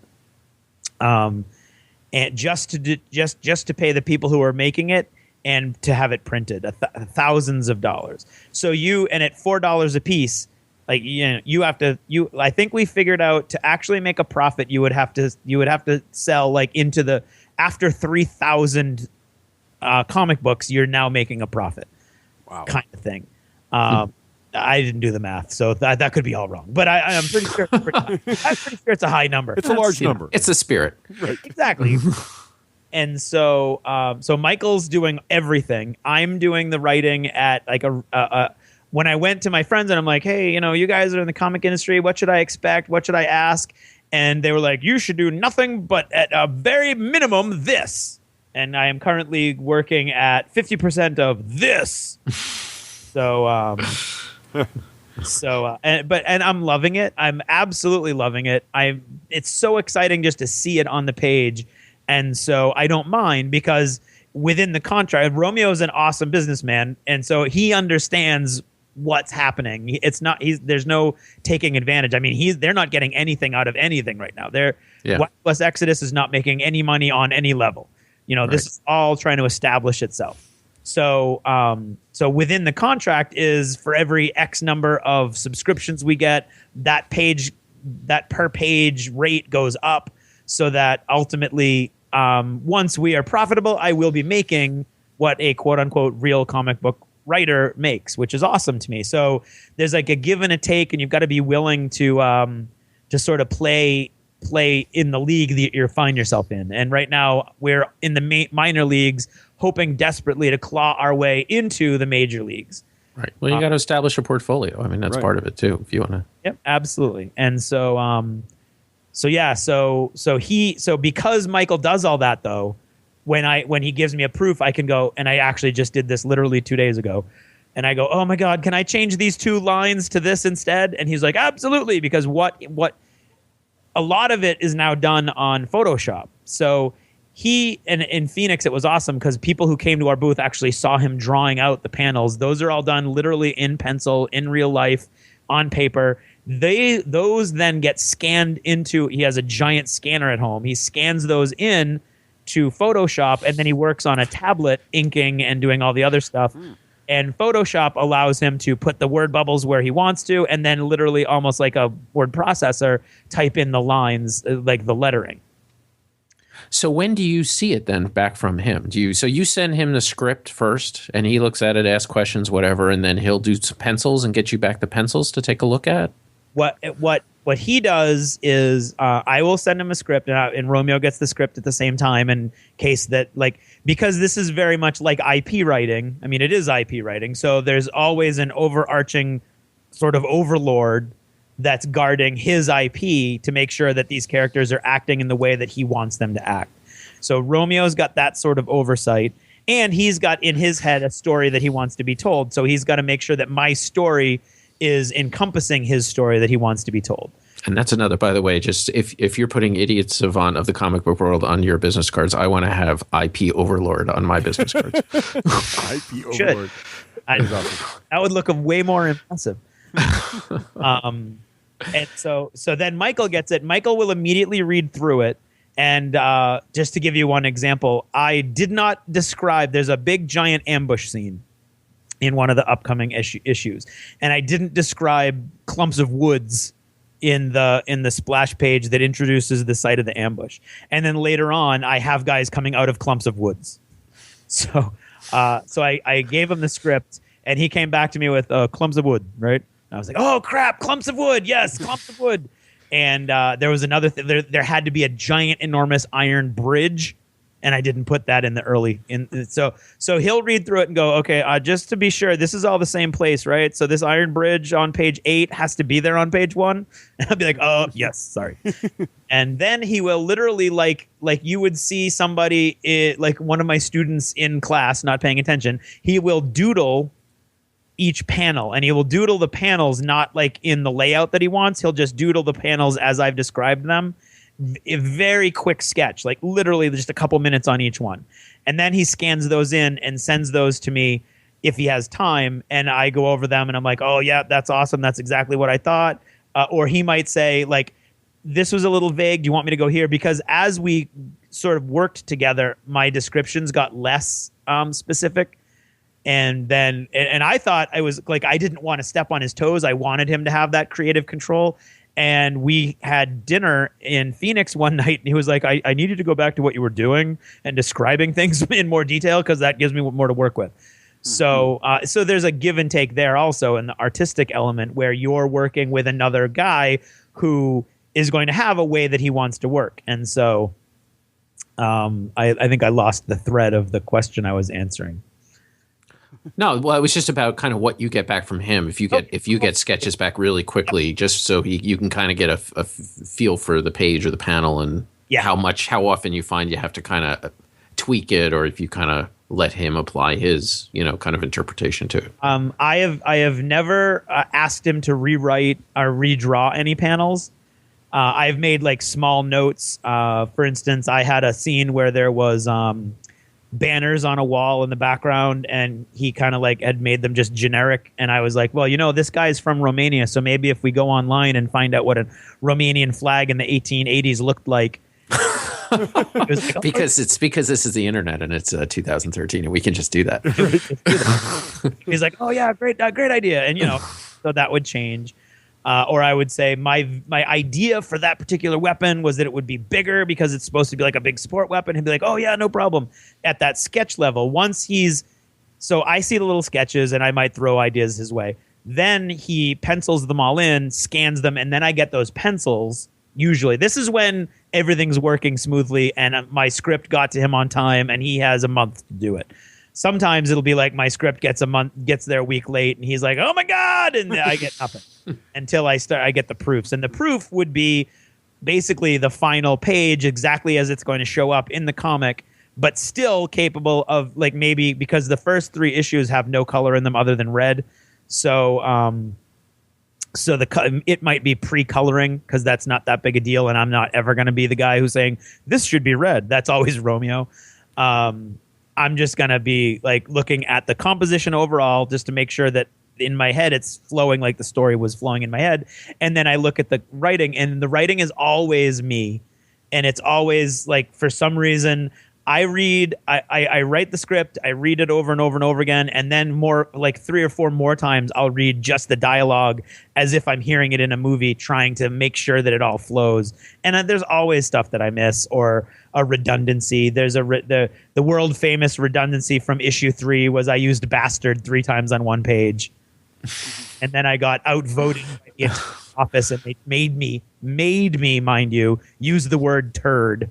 So I was like, that's not period. And they were like, it's an inside joke in the office. We want turd. I was like, okay, turd it is.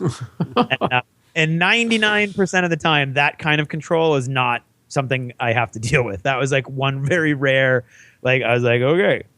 Another time when it was awesome was actually, hey, I got an email. I just had drinks with Terrace from Geek Nation Tours. I want the bartender who gets shot in the head to be Terrace. So I went back into the script and I was like, oh, this is awesome. So I have somebody referring to him as Terrace, and then I have Jesse James about to shoot him going, have a nice trip, Terrace. That's good. The kind of stuff that you can and you have the rim shot in the background. That's good. And so really those proof sheets that I see, they're digital. I get them as PDFs, and I can look at them. I can look at them small so I can see the overall flow, and then I can kind of zoom in so I can see all the little detail. And that's where I would say like, oh, this doesn't make sense. And I have on occasion gone through and changed an entire page and a half of dialogue so that it made more sense with the pictures, rather than tell him at that late date, these pictures don't tell the story or from the point of view that I thought it was going to be. So I literally just scrapped a page and a half of dialogue and rewrote it so that it would fit the images that were already there. So again, I mean, I say this a lot, but there is a lot of back and forth, and there is a lot of interaction that either side can sort of take advantage of because of that, the relationship that I have with Michael, which is awesome. Cool. So, and one of the things that really kind of surprises me, just to kind of something you said, but it seems like you have a much more central role in the whole production of this than I had kind of anticipated. You know, I kind of figured that it was more just like a script treatment, or you just kind of, you know, put out the key plot points and maybe some of the dialogue. But I mean, you're really the eye of the storm on this whole process. Yeah, it was fascinating to me to learn that that's where I would be. But yes, it's as the comic book writer, you are the person who's, like we said, controlling the camera, so to speak, and telling the camera where to look and what to see, and doing the dialogue so that when the artist, and this is like this, it's art. Not to sound pretentious, but it's art, meaning that there's a million different ways it can be done. So I'm sure there's somebody in the comic book industry listening to me right now saying I'm full of crap and that's not the way it works at all. So this is the way that I've learned and I've developed. And this is not Michael's first comic book. And we have people that are working that work for Outlaw Miniatures who have worked in the comic book industry and work with, like, Brian Pulido, for instance. So Brian Pulido's sort of been sort of a godfather figure all along, giving advice, sometimes taken, sometimes not. And but he's been there sort of like as a guiding spirit, if you will, through the whole process. So I'm fairly confident that what we're doing is, within general terms, the way it's done in most places. And so, yeah, so the writer is really sort of the driving force behind the story, but then the artist is really creating the visual image that's going to hook everybody in and keep them flipping those pages, I guess. So after all of that and all of that effort that you put in, so what was it like to finally get that first off the press copy and hold it in your hands? It was awesome. This is the first thing I've ever had with my name on the front cover. So that in and of itself was a huge sort of symbolic victory to me in my march towards fame and fortune. World domination. Exactly. And so that was huge. Just flipping it open and reading my words was amazing to me. And there's one thing in there, and I'm not going to point it out, but there's one thing in there that's like a huge mistake. And I'm reading it going, well, no way did I do that. Michael! And I went, and I was like, oh my crap, I did that. And it's later on in the first issue because things sped up so fast that I felt bad holding on to the proofs for any length of time. So I would literally look at it and go, yep, that's good. That's awesome. I love it. And so there's like a moment where it's almost like a skip in time from one page to the next. And that was a rookie mistake that I hope I would never repeat again because I was so chagrined by doing it and seeing it the first time. But I think that's part of like being part of the creative process also is no one else sees what it looked like in your head, so nobody knows how imperfect it is from your point of view. So that's something in acting and painting miniatures. Well, that's any creative process is you got to know when to let go. Exactly. And so I'm fairly good at that. So I look at it and go, oh, damn it. But at the same time, I'm okay with it, especially as a first issue. And it was just very, very exciting to me to see it. And then it was exciting to see the second one. And then it was exciting to see issue number 1 in the limited edition cover. And so it's just it has not ceased to be as exciting as it was that first time. It actually has gone even bigger in my head. Well, that's terrific, and I really appreciate you and the listening audience out there for indulging my curiosity. I mean, the passion and the enthusiasm that you have for this is just terrific, and I think that's something that you certainly brought to this and bring to everything, and maybe the more polished professional comic book artist, knows to use the beat sheet and to, put the cliffhangers on the page before it gets turned rather than after it gets turned. But, certainly, bringing that kind of passion to a project is got to be just tremendously fulfilling for you. It was awesome. And thank you for giving me this opportunity. Awesome. And thank you, Jeff, for such a great topic idea. And thank you to everyone.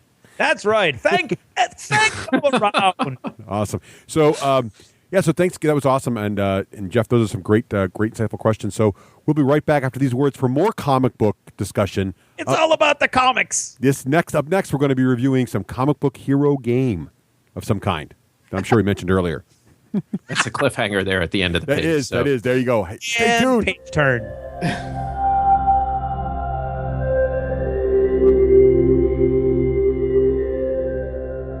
You're listening to the D6 generation. Born to gain. And now that we've got you sitting here and completely incapable of turning any channels or anything, Right. let's just spend a moment talking about Conquistador Game. Yeah, these are the guys that bring great games like The New Science and other excitement. But also, they want us to talk about one of their great podcasts they're producing called The Game Design Roundtable. Indeed. Yeah, they got for scoops, man. Yeah, exactly. And they've got great game designers on there all the time, whether it's Colby Dowk or Fred Hicks or maybe, Dirk Nimar or whoever. It's just a great panel there. All kinds of great stuff. Some of the guys who are behind Civilization 5, the computer game, it doesn't matter. It's all on their show. Check them all out. Go to conquistadorgames.com. What's that, Craig? I said board games, computer games. They talk about all kinds of stuff over there. If it's game design. Board games, because they got some awesome ones. Yeah, exactly right. So head on over to conquistadorgames.com. Check out all their fantastic games, but then also check out their cool podcast.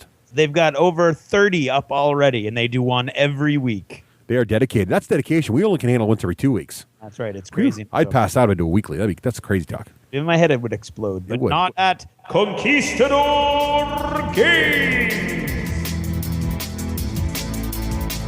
This is Total Fangirl. Regular Jane most days, Total Fangirl when the moment strikes. Han shot first. Starbuck is a guy. And Lestat, now there's a vampire.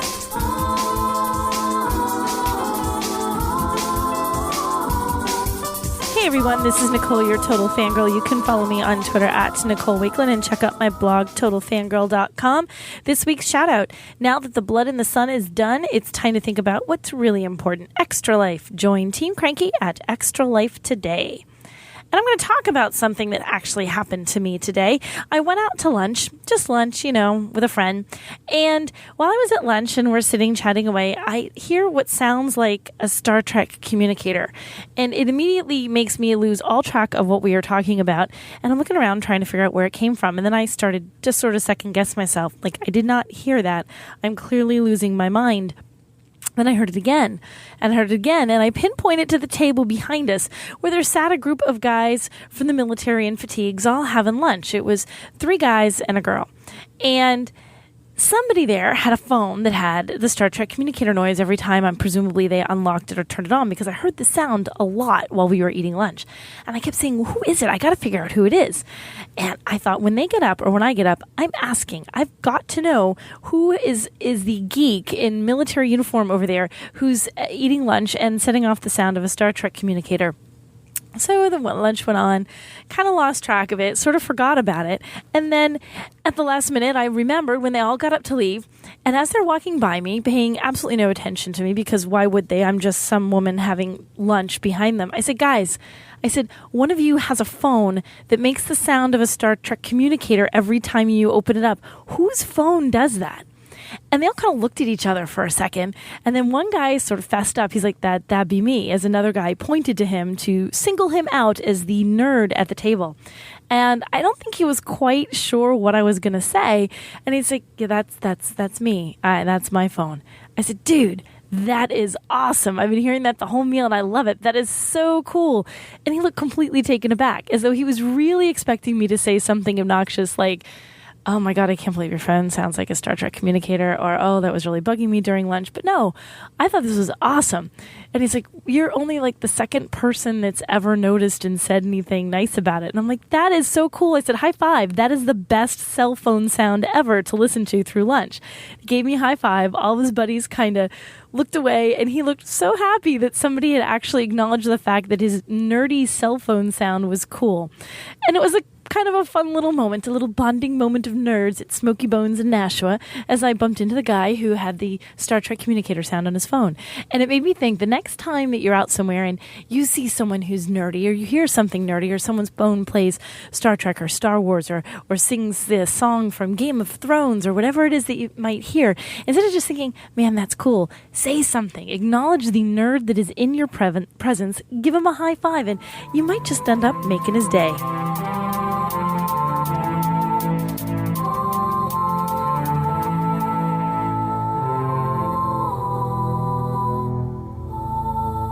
Oh, there's the trumpet from our friend Vic the Viking. That means the War Store, bringing their war to your door for more than a decade, which doesn't rhyme that way, but it's true, since 1999. That's right. That is almost an infinity in miniature wargaming. And speaking of infinity, these guys at the War Store have it all, including that great wargame Infinity. All the latest models, you name it, they've got it, Craig. No, I'm looking at it right now, man. They got awesome stuff. They've got all the new stuff. They've got upcoming stuff. You can pre-order stuff.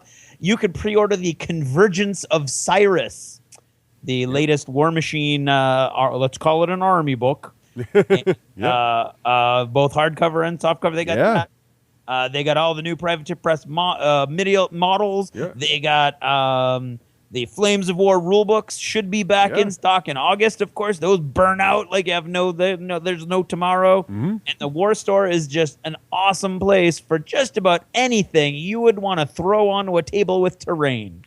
Exactly. So head on over to the War Store and check it out there. All follow them on Twitter at the War Store also to get the latest stuff. They do a great job of tweeting out the news hotnesses.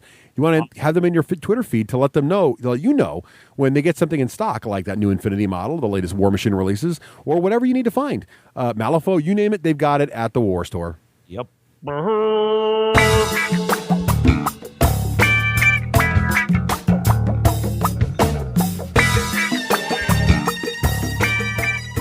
I'm Rafe Hollywood Granger, and this is the Hollywood Minute.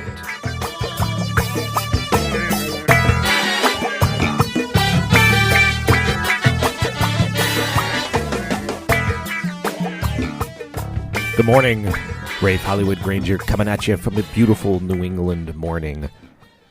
Well, I thought I would start by giving you the state of affairs with gaming, all things HD related. So Wakeland's using his very subtle Jedi mind tricks again, because I'm currently downloading Endless Space, which is being offered on Steam. And by the time you hear this, I think the sale will end, but it's $10 before July 1. And I've been in a simulation frame of mind. I've been playing Prison Architect out there, which I really love. It is an alpha.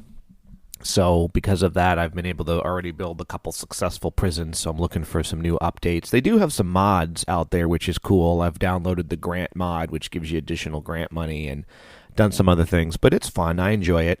And then I downloaded Anno 2070, and I thought it was a pure simulation game, and I can't still quite tell if anybody's got some tips on Anno 27. I know Rodney does of Watch It Played. He sent me some tweets on it. It's I think it's a 4X game, and I don't know. I started playing it, and it just kind of bored me for some reason. I'm not sure why. The graphics are really cool, though. Oh, and here's the other thing. They seem to be creating because I downloaded it by mistake, a free-to-play, or I think it's in beta, which might be why it's free. So this is Anno 2070, a free-to-play MMO-style simulation game. I don't know. I started to play like 15 minutes of it and said, no, I want a PC-based game. So I didn't go any further with that. And so I've been looking for some Sims on Steam, and I looked at this really cool one, which was, it looks like you play like these giants, and it looks like some sort of sim game, and you're these four giants. I think it's called Reus, R-E-U-S. I haven't downloaded that yet. It looks like you're these four giants, and then You build this world, which I totally would have done, but then it seemed like there was a combat element. And for whatever reason, I just didn't want to do a combat element. Now, I know what you're saying, Rafe. You're downloading Endless Space, so that has a combat element to it. And what happens to me in 4X games is I can never remember what 4X is. You got to Google it. Exploration, extermination, exfoliation, and extramediate. Now, I don't know. You got to look it up.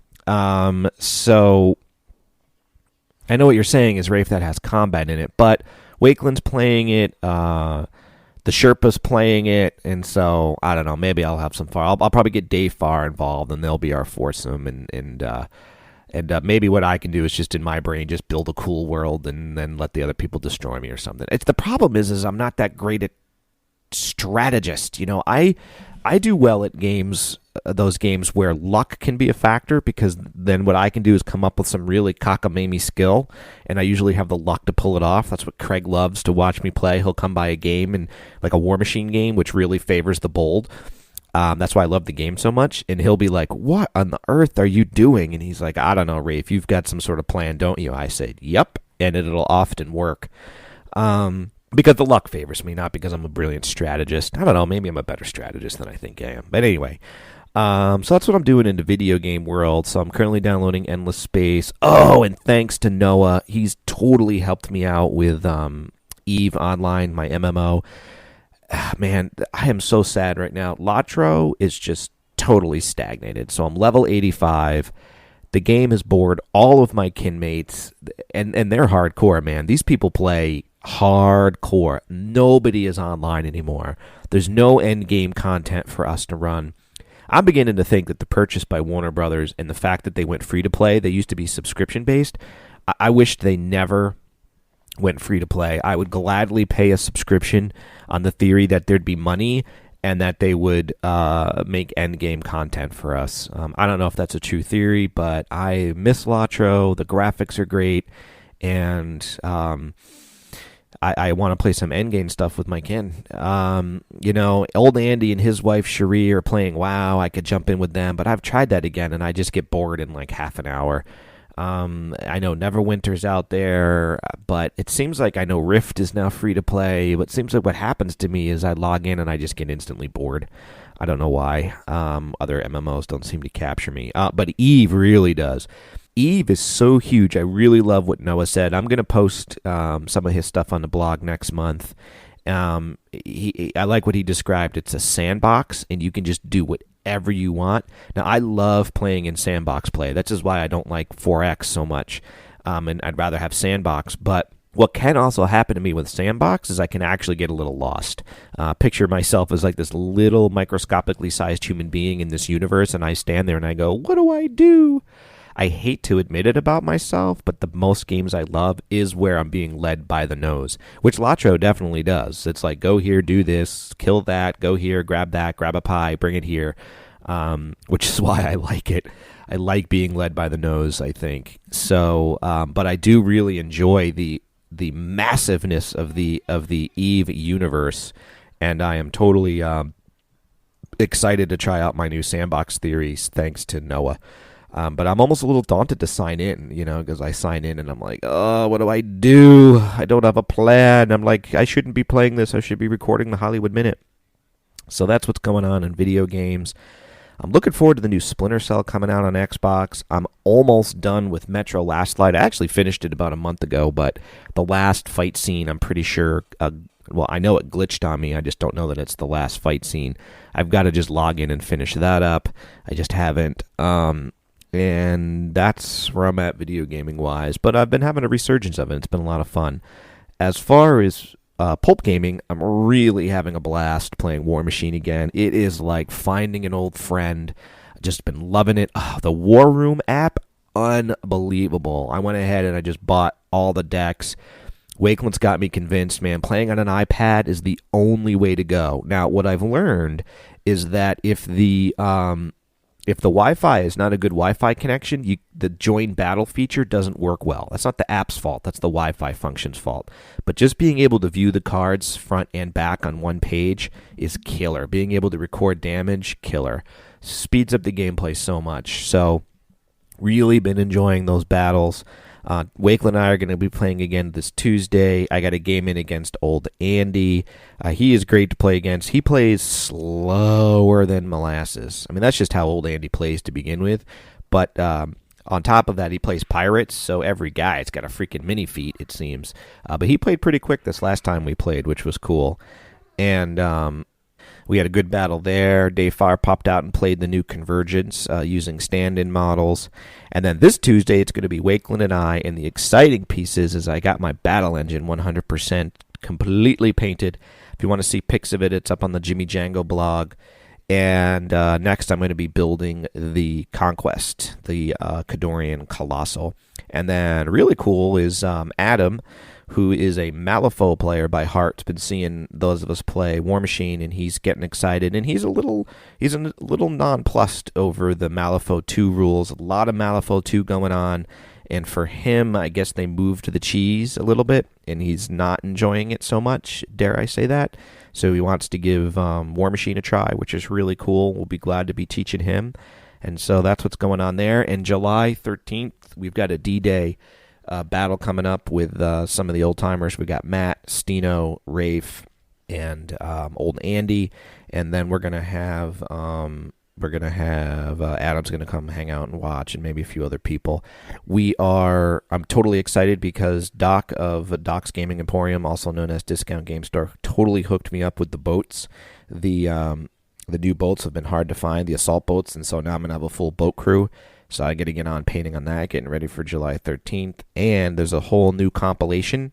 The D-Day books are coming out pretty soon. And the compilation is because the compilation came out just before version 3 for Flames of War, and so now they're going to be version 3 compliant, which I can't wait to see that. So yeah, look for some pics and vids, and maybe I'll do one of those things that Wakeland does with the comics. Oh, that'll be cool. I got to ask him how to do that.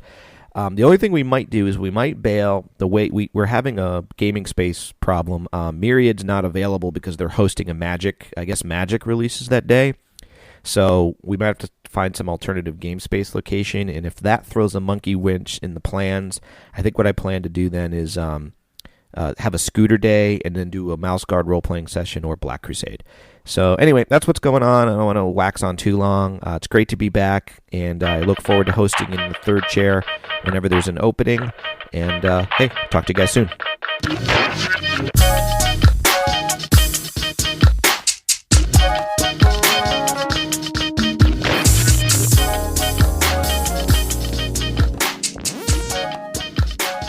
Hey, and it's time to talk about our friends at Game Salute. Their brand new website looks hot. I'm not going to lie. Head over to GameSalute.com. Check out that cool meeple logo in the upper left-hand corner. Check out all the cool new games coming out. You got what is that? Ancient Terrible Things? Ancient Terrible Things looks kind of scary. It looks scary. If you like scary games, that might be the one for you. How about Princes of the Dragon Throne? I played this one not too long ago. It's a great game. I played the early version of it. Yeah. The meeples, more dragon meeples than you can shake a stick at in this game.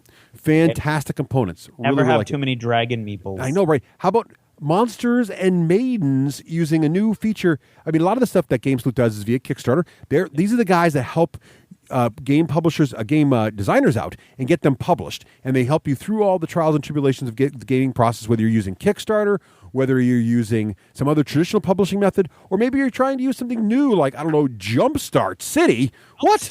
City? Right. So if you want to check that out, Monsters and Maidens are promoting through Jumpstart City, the new social crowdfunding community. So, hey, these guys are on the cutting edge of ways to get things into the hands of you gamers out there. So you're designing a game or you just want to check out the latest hotness, head on over to GameSalute.com. Yeah. This is the Dice Tower Network at DicetowerNetwork.com.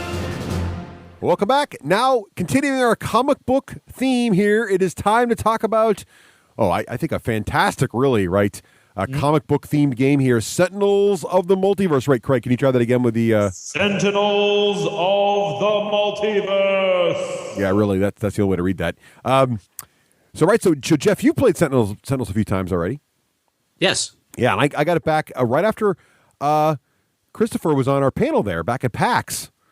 I was like, I got to play this game. So I picked it up, and I've been playing it pretty much nonstop with the family and friends pretty much ever since then. I've been really enjoying it. Oh, cool. Now, I actually picked it up originally at PAX Prime, right after it was first. It was first released at Gen Con in August in 2011, and then I was at PAX Prime in September, and we picked it up there. And then just a couple months later, just in the interest of full disclosure, I went on Joko Cruise Crazy with Jonathan Colton. And when we were standing online to pick up our badges on the cruise, I started up this conversation with the guy in front of me, and we're getting on different things. And he just stops and says, oh, you're on. I just mentioned I'm on the podcast, and he says, oh, you're Geoff Engelstein. I'm a huge fan of yours. I'm Christopher Bedell from Sentinels of the Multiverse designer. I'm like, oh my god, I'm a huge fan of your game. That's awesome. It was like it's just one of those things. So, and we've kind of stayed friendly. So I am biased, so I will just throw that out there right from the start. That's good, but good. Well, we'll try to keep it impartial, but I think we'll be fine here with this game. I think it's a lot of fun. So, of course, this came out, as you mentioned, Jeff, in 2011. Published by Greater Than Games LLC, which is Christopher Bedell and Crew's company there, right? Now, was this originally a Kickstarter game, or did they launch it pre-Kickstarter? This was before Kickstarter existed. Okay, all right. So they've leveraged it since then quite effectively, but originally it came up before. And of course, Christopher Bedell were involved, and Paul Bender, and then Adam is their artist, right, Jeff? Yes. Yeah. It is a 2 to 5 player co-op game, pure co-op game. And average playtime, they state, is about an hour. You found that to be true, Jeff? About an hour to play? Yeah, and depending on the number of people and the villains, yeah, even shorter sometimes. Yeah, the gameplay, actually, the mechanics you're going to find here as we go through this are very straightforward. The longest time, and I think Craig can attest this a little bit, is there's just sort of evaluating your cards and your options and all the special rules on your cards, right? A little bit of analysis paralysis can set in. Otherwise, it does play in about an hour. And I think it's pretty affordable. It is a card game, but there's a lot of cards in the box, and you get $40 for the starter box, which I thought was a pretty good price. I think so. A great price for what you got. Especially when you consider that this is, it is a superhero game, but it is non-IP infringing. It's their own universe. Right. So you've got all original artwork here. It looks fantastic. I think it really captures the essence of what they're trying to do here. And so, Craig, why don't you, in your best, theatrical voice, could you please read sort of the back of the box, 30 seconds, sort of, in a nutshell, what this game is about here? All right, Jeff, time me. Go. Science holds the world hostage with his terrifying inventions. An alien warlord from a faraway galaxy brings his limitless army of bizarre minions to conquer the planet. A giant, rampaging robot cuts a swath of destruction across the coast, destroying major population centers. And who will stand in their way? A team of heroes, all with impressive powers and abilities, stand between the world and the forces of evil.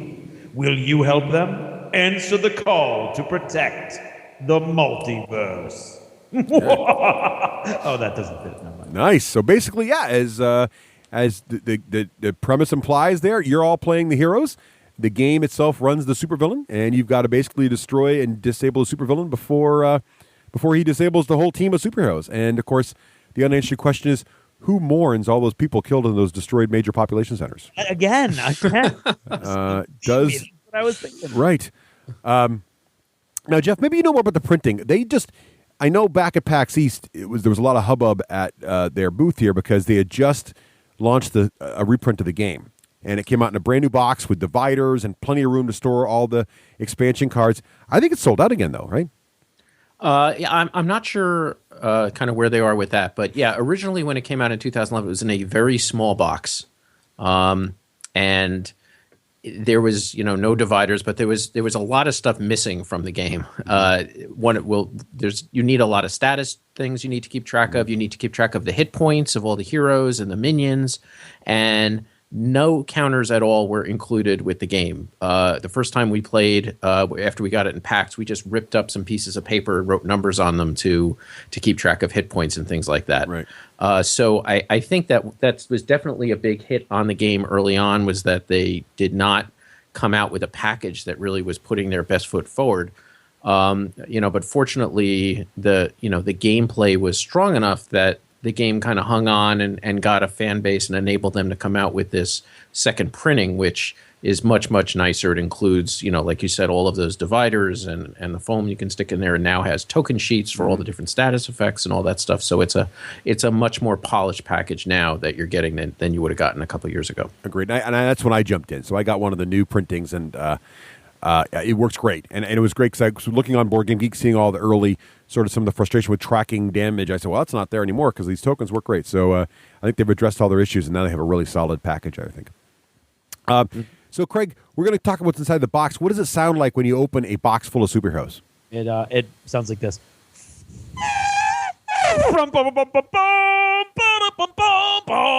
Very good. Exactly right. So inside the core game, you're going to get... What's that? Just a little bit of music. Oh, thank you. A little extra, a little pop. I like it. So in the core game, and this is where the value comes in, you get 578 cards. And all these cards have great artwork on them. They're the normal size, pretty much playing cards here. They're nice quality. Craig, what did you think of the quality of the cards? They were very good. I thought they were nice, thick cards. The artwork is very campy, comic booky, so it all fits together. It goes very nicely. And nice, glossy material. Very high-quality components. There you go. So you're going to get... in the base game, there's 10 hero characters, and each hero comes with sort of a character card that's sort of his main mat, if you will. It's just a little card. And then you're going to get 40 cards that are specific decks for that hero. That's why you need a divider, because this is not a deck-building game. The deck you're going to work with for a particular game is going to stay unchanged for that battle, but each hero's got his own deck, which is how each hero has their own specific powers. So how one hero plays might be completely different from another hero based totally on their deck. You're also going to get 8 villains as well. Now, the villains also have a little character sheet card, but they're also each of their own deck. And again, that allows each villain to play completely differently with lots of different kind of innovative, interesting mechanics that are very different from each other. And you don't have to need a bunch of special rules. It's just all covered in their cards. And then you're going to get the 4 environment decks. Actually, there might only be 4 villains in the base game. I can't remember if it's 4 or 8. But and they get 6. 6? There you go. I looked at the. I thought it was 6. There you go. And then you're going to get the 4 environment decks. It might be 6. You're right. You get the 4 environment decks, and then you're going to get also, and that's it, the 4 environment decks as well. And then you all get those tokens that Geoff mentioned, as well as the dividers. Yeah. And it's cool about the game. Basically, you're going to play with some number of heroes. You're going to be up against a single villain, and you're going to be fighting in a certain environment, a moon base or Mars or a jungle or a city or whatever. And that's going to give you a lot of different variety. So even fighting the same villain in different environments is going to change your game experience quite a bit. What do you guys think about what comes in the box for that $40 value? Geoff? I think that it's a fair value. With the tokens, and like you said, it's got almost 600 cards in there. So it's a hefty package. But like the box is big enough that there's room for all of the various expansions. If you get all, I think there's 3 or 4 expansions now. You can fit everything in the box. So they didn't cheap out on the new box either. It's a nice size. Yeah, agreed. I think it's a fair price for that many cards for sure. There are definitely more expensive card games with less cards in them. So. So setup is pretty straightforward. The hardest part about setup is actually picking your heroes. So the first thing you're going to do is each player is going to get a hero, and it's a 2 to 5 player game. One little note, though, that I think the minimum hero count is always 3. So if you have 2 players playing, you're going to be running 3 heroes. Not a big deal, just a slight thing. Once you pick your heroes, and there's in the new version of the game, there's a little list of heroes and all their complexity numbers. So I'm rating through 1 through 3, and there's a list of all the villains with their difficulty level on a 1 through 3. Now, the thing about the heroes is their number is not about it's really about complexity. It just means that some heroes have more combos and take a bit more planning to get in motion, while other heroes are very straightforward, sort of Superman types, just fly around and punch the guy. So if you're a new player, you might want to pick a hero that's more of a type 1, unless you're more of a veteran gamer. But they're all pretty cool, and they're all equally powerful. It's just really more a matter of how easy they are to figure out for a player. Right, and they're also they fulfill very different roles. I mean, it's almost like an MMO where you've got one guy that's your tank and one guy that's a healer and one guy that buffs the other heroes. So, once you're facing some of the more difficult villains, you got to kind of take that in consideration also when you're building your team. Yeah, and I'm glad you brought that up, Geoff. The villains are on a scale of 1 to 4 actually in difficulty, and the level 1 villains are sort of like, they're a little easier, and it doesn't really matter. You could almost beat them with any combination of heroes. Not always if you screw it up, but you're right. As soon as you start getting to level 2 and higher villains, you really have to start thinking about, do we have someone who can do lots of area effect damage and take out multiple foes? Do we have someone who can really hit hard? Do we have someone that can keep us healed and buffed? Because that all will really sort of affect you if you don't have the right card. And that's part of the fun, taking on these harder villains. Like, man, we got the wrong team for this, which is pretty cool. So basically, once you pick a hero, you're going to get your hero's deck. You're going to put his little hero main card, which looks like a comic book cover, face up in front of you. You're going to shuffle your deck. You're going to get your tokens equal to your hit points and put them on your card. And your comic book cover tells you in sort of like the issue number area how many hit points your hero starts with. So you're going to put tokens on there representing how many hit points you have. And you're going to shuffle your deck and draw 4 cards, and you're ready to play. So each person basically gets a deck of cards, puts one card face up. That's the official, sort of comic book cover card, and you're ready to rock with your heroes. Next, you got to choose your villain. And again, you can pick any of those villains you want. I'd recommend with a lower number villain. Although, Jeff, have you found the game's a little easier with more players in the game? Yes, it is. Yeah. And that was actually one of perhaps the biggest issue with the first printing of the game is that there was no attempt to balance it for different numbers of heroes. Now, and I guess we'll talk about it a little later, but there's a special symbol on some of the cards, like it's this H with a circle around it, and it may say like it does H plus 2 damage on it, and H is the number of heroes that are in the game. So as the number of heroes increases, the amount of damage can change, or the effects can change, and that wasn't in there initially. And it was a huge difference if you played with 3 heroes versus 5 heroes. So they've tried to compensate for that a little bit, but it's not. It certainly doesn't balance it. And one thing that I'm sure is going to come up as a recurring theme is it's not a balanced game. It doesn't try to be balanced. It's you're in it for the spirit and the fun of it, and you can set it up so it's super hard, or you can set it up so it's super easy. It's kind of all up to the players. Right, exactly. And I think I've been noticing that 5 heroes definitely have a slight advantage more than like 2 heroes do, or 3 heroes. And I think it's because the number of, when we get to mechanics of the game, you're going to see that each hero goes and the villain goes. Each hero goes and the villain goes. So if you've got 5 heroes, there's 5 hero attacks for the villain goes every time. And if there's 3 heroes, there's obviously only 3 events. So that definitely changes the scope of the game. And I think you'll find if you're going to play with 5 heroes, the level 1 villains will start to feel a little easy. With 3 heroes, the level 1 villains will still feel a little more challenging. That's been my experience so far anyway. So pick your villain. If you're rookie gamers or playing for the first time, you want to pick a level 1 villain. But which villain you pick doesn't really matter too much in terms of how you set up. You're basically going to grab the villain deck, put it on the board also, make a little area on your table for where the villain's going to live. He's got one main card also, like each hero does. You put that face up. There's also a card, and these cards are double-sided, by the way. He's also got a card that is his villain rules card, and it tells you how to set up his little villain setup rules. And there might be different things. Certain cards from the villain deck start face up. The villain starts on a certain side of his card. All of these villain cards can change modes in the middle of a fight. Some of them, when they get really badly hurt, they'll flip over and get his suit of armor on and come back out even tougher. Other ones will just change modes each round and go from like attacking to sort of defending, that kind of thing. All kinds of options for these things. And basically, shuffle the villain deck, put it down there, put the cards face up, follow any setup rules in the villain cards, and they're ready to go. You're also going to want to put your hit point tokens on the villain card, too. They start with a certain number of hit points. They can be kind of low, from 40 hit points up to 200 or more, depending on the power of the villain and how he defends himself. And the last thing I'm going to do is set up the environment area as well, which is basically just yet another deck. There's different environments, as I mentioned. There's Mars base. There's a prehistoric jungle where there's dinosaurs. You're fighting in dinosaur land. Some of the expansions have you're fighting in Egyptian tombs, all kinds of craziness. So you grab this deck, also shuffle it up, make a little area in the corner, and that's going to be the environment deck. And that's pretty much setting up the game, right? Pretty quick. Yep. Yeah. All right. It go very quickly. Exactly. So it's pretty much 0 to playtime is pretty quick. Yes. So when you're going to start playing, basically, as I like to say, the goal of the game here is tell your players first. The goal here is going to be wipe out the villain. And the way you do that is get his hit points to 0. Now, read those villain cards carefully, because some of the villains do have special rules, like the villain's not defeated until all of his minions are also killed. But generally, if you get the villain to 0, you're going to win the game. The villain's goal, or you all lose, if all the heroes are reduced to 0. There is sort of player elimination in this game. That is, if your hero is reduced to 0, you flip his card over, and you're technically out. But whenever it becomes your turn, there's a little effect on the bottom of your hero card that other players can use.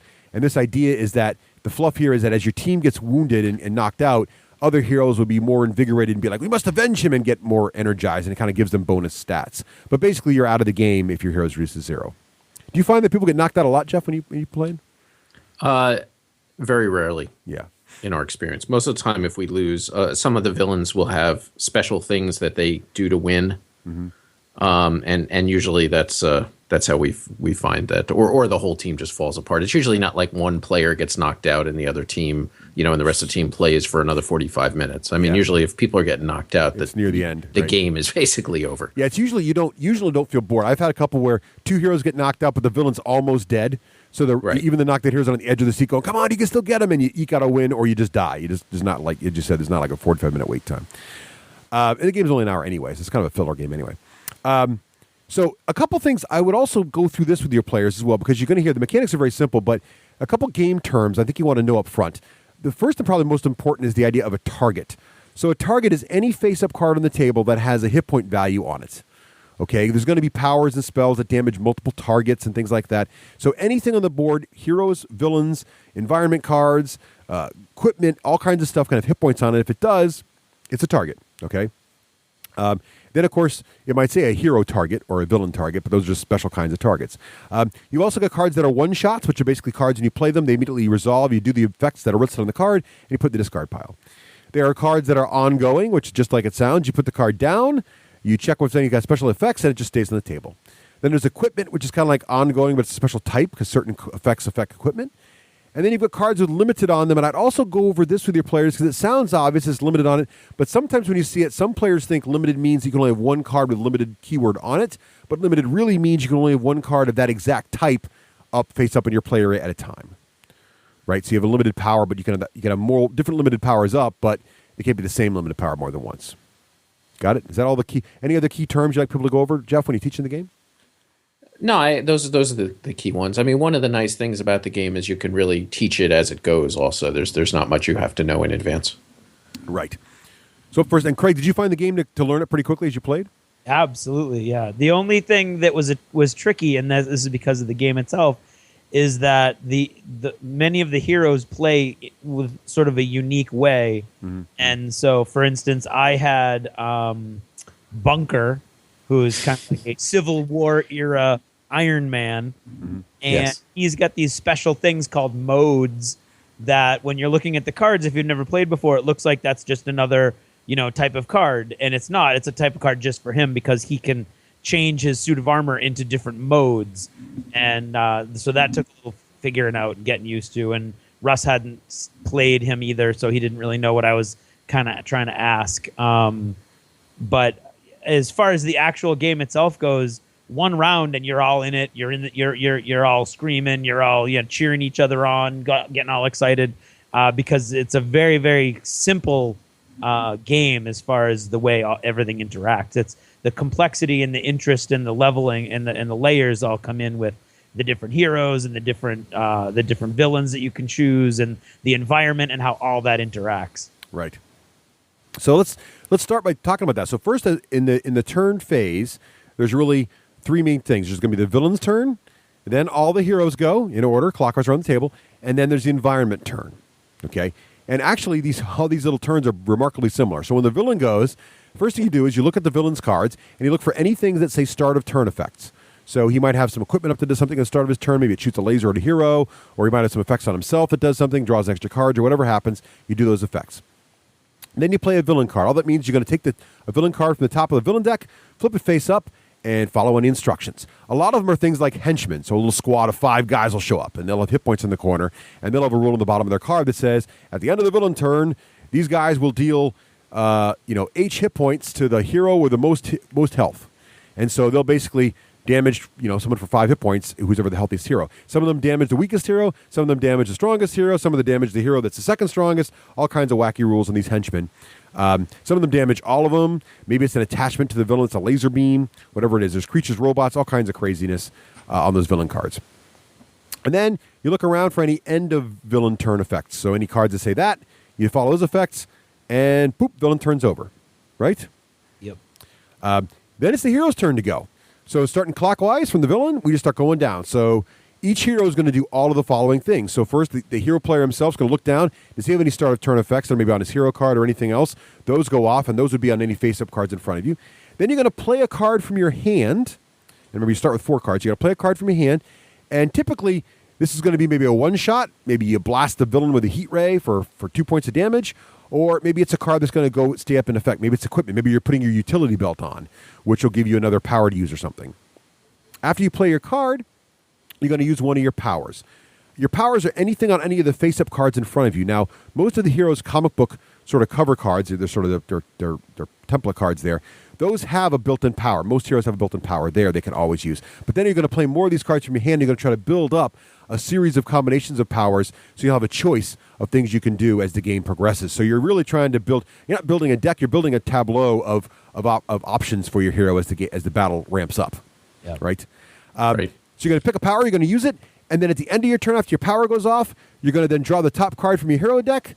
You're going to look for any end turn effects in front of the table in front of you, and you're done. Now, one little bonus thing I keep forgetting to tell my players about is that there's an option to get a bonus card to draw. So let's say you're sitting there and nothing's working out for you. You don't have anything really set up right now. If your hero does not play a card or use a power, you get to draw an extra card. So you can kind of build your hand up a little faster if you just don't have the combos you need right now going. Right. All right. Why don't we talk about some of the different heroes in the game to kind of get a feel for how different they are? Craig, you already talked about Bunker, who was kind of like Iron Man and had these different modes he worked with. Jeff, what's an example of some of the heroes you tried out? Well, you've got Haka, who is just a Samoan wrestling kind of a guy. I'd say he's kind of comparable to the Hulk. He's dishes out damage. And then you've got a guy called Ra, an Egyptian guy that shoots flame bolts everywhere, and he's kind of also high damage output, but tends to be more range and spread out, and has a few other different special things going. Yeah, and one of the things about Ra is what's interesting is all the damage types. It'll say like deal 3 fire damage to the villain, or deal 2 electrical damage to a hero. And what's interesting is the damage type in and of itself can be ignored a lot of the time. You just take damage, but you'll see cards that come up like. We had one of the villains, the Baron, who was sort of your classic evil overlord, evil genius inventor. Yes, who's trying to crash the moon into the earth, as I recall. Right, and the deal with him is his way he can win, in addition to wiping on the heroes out, is if he's ever got 15 cards in his discard pile, he has successfully brought the moon into the earth and the game ends. So you got to basically take the Baron out before his discard pile gets too big. But we were fighting him, and he switched over into his robot mode. He got his big robot suit on. And then he added this equipment to his robot, which was an energy converter. And if you got hit by 3 different kinds, it was electrical, cold, or fire damage, he took the damage in, and instead of being hurt himself, he transmitted it back against the heroes. So all of a sudden, Ra, who is a really high damage dealing hero, but all of his damage comes from the sun, so it's all fire damage, had a problem. Ra couldn't really hurt the enemy, so we had to start figuring out some synergies, and there's things like that throughout the game. There's another hero, Sub-Zero, is that his name? I think it's Sub-Zero. Who can, or Absolute Zero. So I think Sub-Zero is from The Incredibles. I think it's Absolute Zero in this game. But he can convert different types of cold or heat energy back and forth and all kinds of crazy stuff to it as well. So all kinds. And there's the Wraith, which is she does a lot of support stuff. Yep. And Tempest, I think, is the same kind of thing. Yep. And there's the was it Legacy? Legacy is actually the great grandson of Paul Revere. Or great-great-grandson of Paul Revere. But his big thing is he's sort of like the Superman. He's a cross between Superman and Captain America because he's a powerhouse. He can fly, but he's also a really good commander and does a lot of support to the heroes. So he's got to choose, am I going to use a power this turn that doesn't do any damage, but does it buff the rest of the heroes to do more damage? Or am I going to go in there and do the damage myself, but not maybe buff the rest of the squad? So that kind of stuff. And I misspoke. Wraith is actually like a Batman kind of character. Wraith is a female Wraith Batman. has got the utility belts and all the different gadgets and all that stuff. And there's a high-speed Flash-type character who just builds a hand of cards very quickly and can use a lot of turn, all kinds of craziness like that. So those are your heroes. So each of your heroes is going to do all those things. So they're gonna play a card, they're going to use a power, they're going to draw a new card, next hero goes, they're going to go around the table, each hero is going to make their attack against the villain or one of the villain's many minion cards out there. Then at the end, all the heroes are done, it's not over yet. Now the environment goes. And hey, guess what? The environment works just like every other mechanic in the game. So the environment turn, you look for any start of the environment phase effects. You then reveal the top card from the environment deck, follow its instructions, and then you look for any things in the environment area that are going to be end of environment phase effects.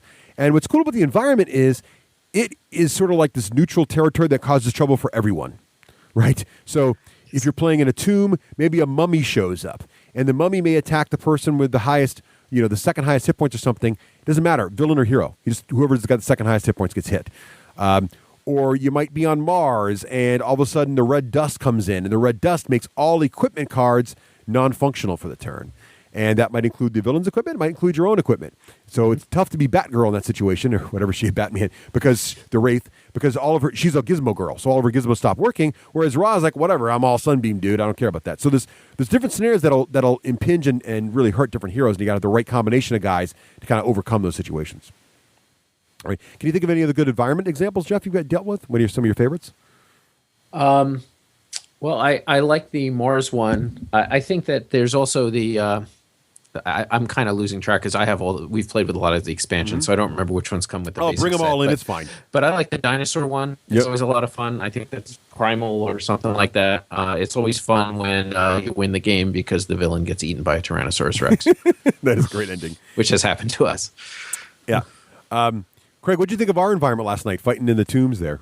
I thought it was neat. We really kind of slammed through that adventure. So yeah, we did. Not a lot of environment things turned up, and we had a lot of damage dealers. I think that were doing multiple damage. Like every time I fired my grenade launcher, I needed multiple targets. Yeah.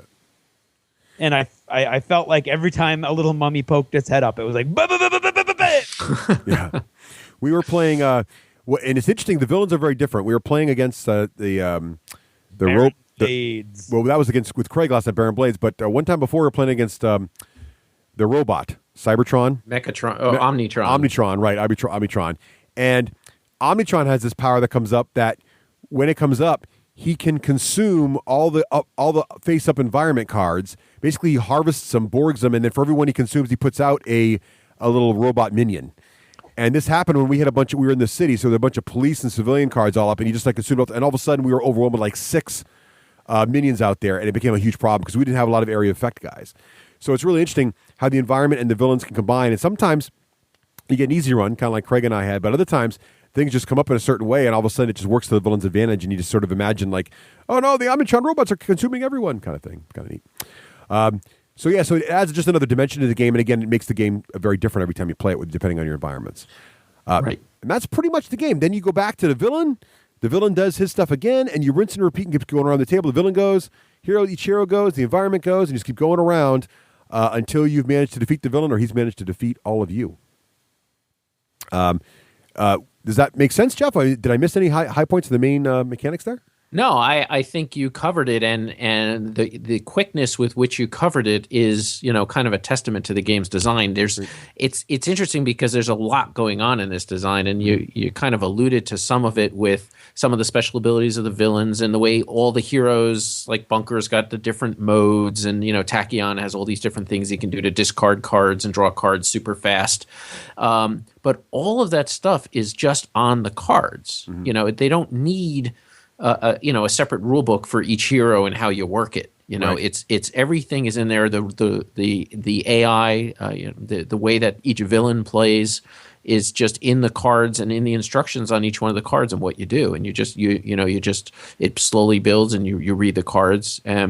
That's one of the real strengths of the game design. It's also, can be a weakness in certain situations, but it makes it very, very easy to jump in and just start playing. Yeah, and there's definitely some combos where the heroes can really do some cool things that make you feel like, some of the video games versions, you'll see like Iron Man shoot his propulsor beams into Captain America's shield and it reflects out and kills 5 guys.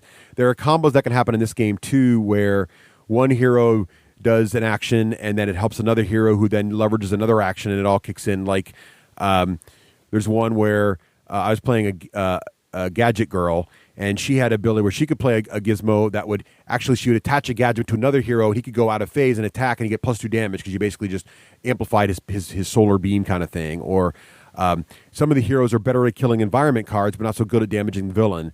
And so you have to decide, who you're going to have with you and things like that. But you can make a mistake if you don't know your heroes well. You could get a bunch of anti-environment heroes fighting, a really powerful villain and kind of lose quickly. So you do have to you'll eventually learn your heroes and learn what you like and what you don't like in certain combinations. A couple of things that add depth to the game. One of them is the nemesis. So each villain and each hero have an icon on them, and the villain has an icon of the hero who is his arch nemesis. And of course, every hero needs an arch nemesis, and so does every villain. And if the nemesis or villain or arch nemesis are fighting each other, every time the villain damages his nemesis, he does 1 extra damage, and vice versa. So if you're involved with the battle with your nemesis, you're going to be dishing out more damage, but you're also going to be taking more damage, because basically the idea is you both know each other's weaknesses a little better, so you fight each other so many times. So that's in there.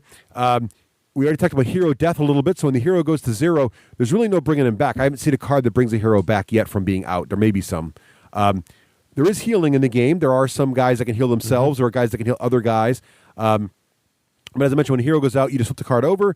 That player is pretty much done, except he just reads his little rule in the back of his card each turn. Usually it's like some other hero can draw an extra card or get an extra action, play an extra power, that kind of thing. Just kind of buffs the other heroes a little bit. Yeah, you're in kind of Obi-Wan mode. Exactly. Now, trust your feelings. Now, one other thing to kick the difficulty level up a notch. So let's say you like the idea of the Baron, the super villain, who's a mastermind, but he's only level 1. He's kind of easy to beat. Well, no problem. Each of the villains has an advanced rule set on the very bottom of their card.